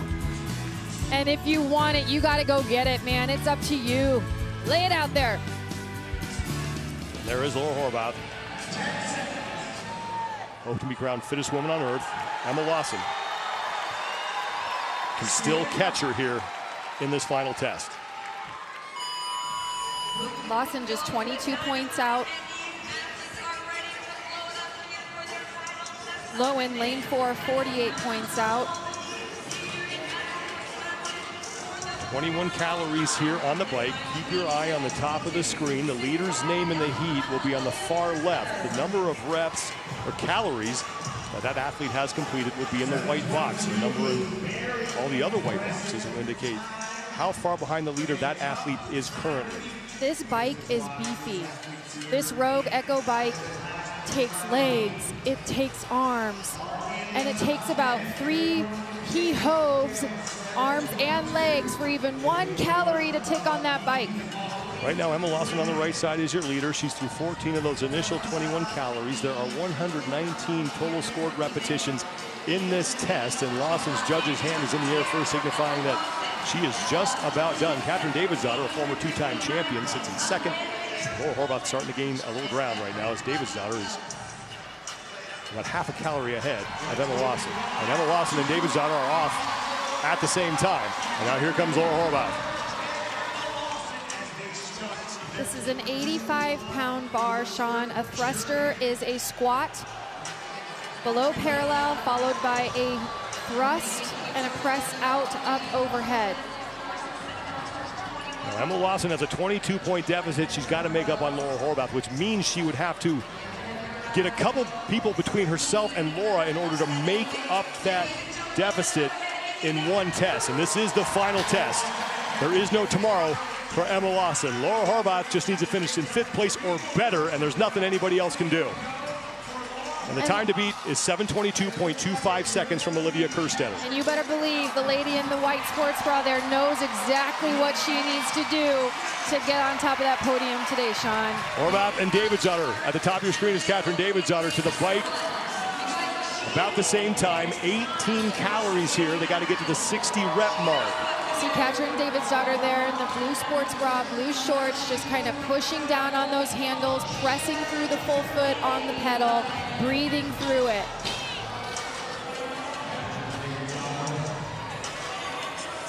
Emma Lawson on the far right side of your screen has fallen off the lead pacer, but not by much. Only a couple of calories behind Laura Horvath, who is now in the lead. Again, at the 60 rep mark. They'll move on to the next barbell that weighs 95 pounds and complete 18 more thrusters.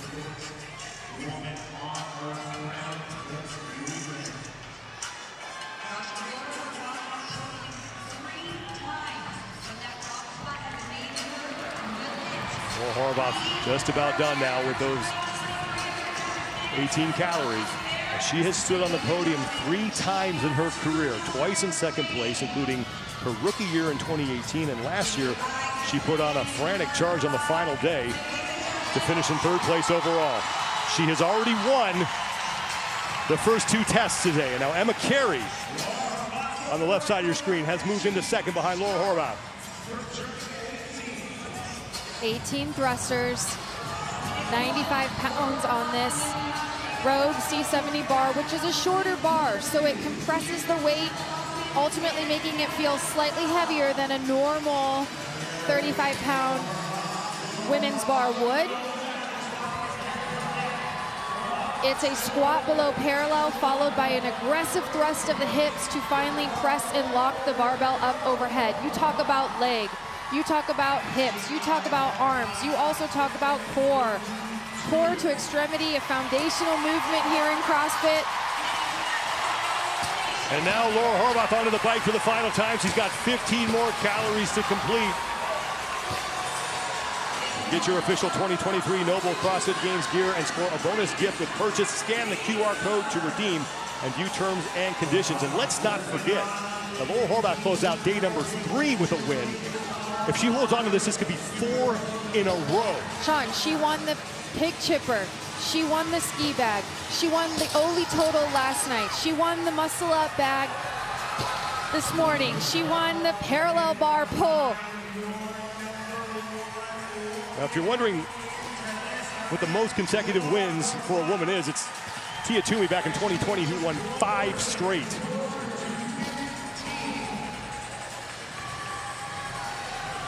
Tia Toomey, the 6-time fittest woman on earth, taking this season off to start a family. And they're going to be back next year. But right now it's Laura Horvath, who is 3 calories away from heading to the barbell for the final time. And Emma Carey is not going to make it easier on her. Emma Carey is now done, and she will be first to the barbell. And Emma Carey here, down in lane number 2, bottom left side of your screen, has actually had the fastest splits of the field when it comes to the barbell. Cycling it at least 2 seconds faster than the next gal. And on Horvath, exactly that, 2 seconds. Every second matters in this sport, Sean, this we know. The top 2 women on the screen are now. Laura Horvath has managed to take a lead from Emma Carey. 108 reps is the mark they got to hit. Horvath's going to take a break. This is fine because Emma Carey is not factoring into the championship race here. Horvath just has to stay close to Emma Lawson. And Emma Lawson now on the right side of your screen, just getting to the barbell here. Lawson in 5th place right now in the heat. Horvath knows that there's a 66-foot lunge overhead ahead of her. I think that was a strategic move, just taking a moment, taking a little bit of a breath, relaxing the legs, relaxing the shoulders, relaxing the core. Horvath just closed out her set. Now she's going to have to get that barbell back overhead to lunge it down. And again, no need for her to hurry because she is ahead of Emma Lawson. She's looking around. Lawson on the right is still working on her final set of thrusters. Now Laura Horvath has the barbell overhead. Emma Carey and Katrin Davidsdottir, top of your screen, are working their way down the floor. And this could be a lunge to the top of the podium for Laura Horvath.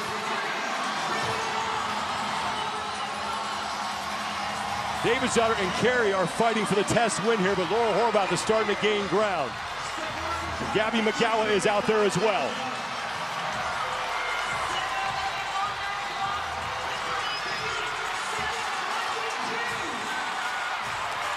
Davidsdottir's in the lead. Now here comes Laura Horvath trying to move into 2nd. But that's not the race that matters. She is going to win the one that does. Laura Horvath has spent time training at CrossFit Krypton in Virginia, but today, the woman from Hungary is Superwoman. Laura Horvath is the fittest woman on earth.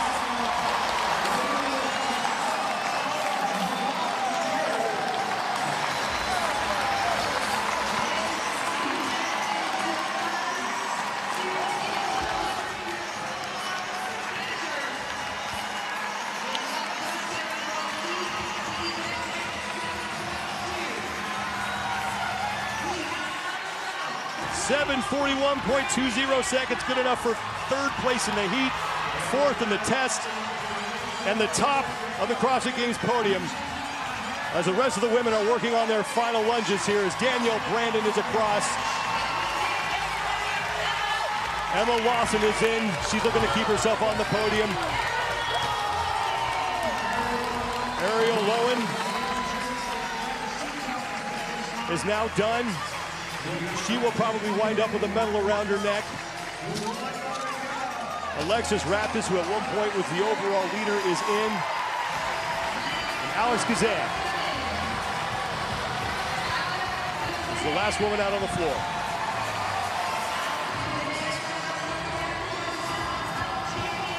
Catherine Davis-Daughter is going to win the test. 7:33.41 seconds for her. 14th career win for Davis-Daughter as Kazan is now done.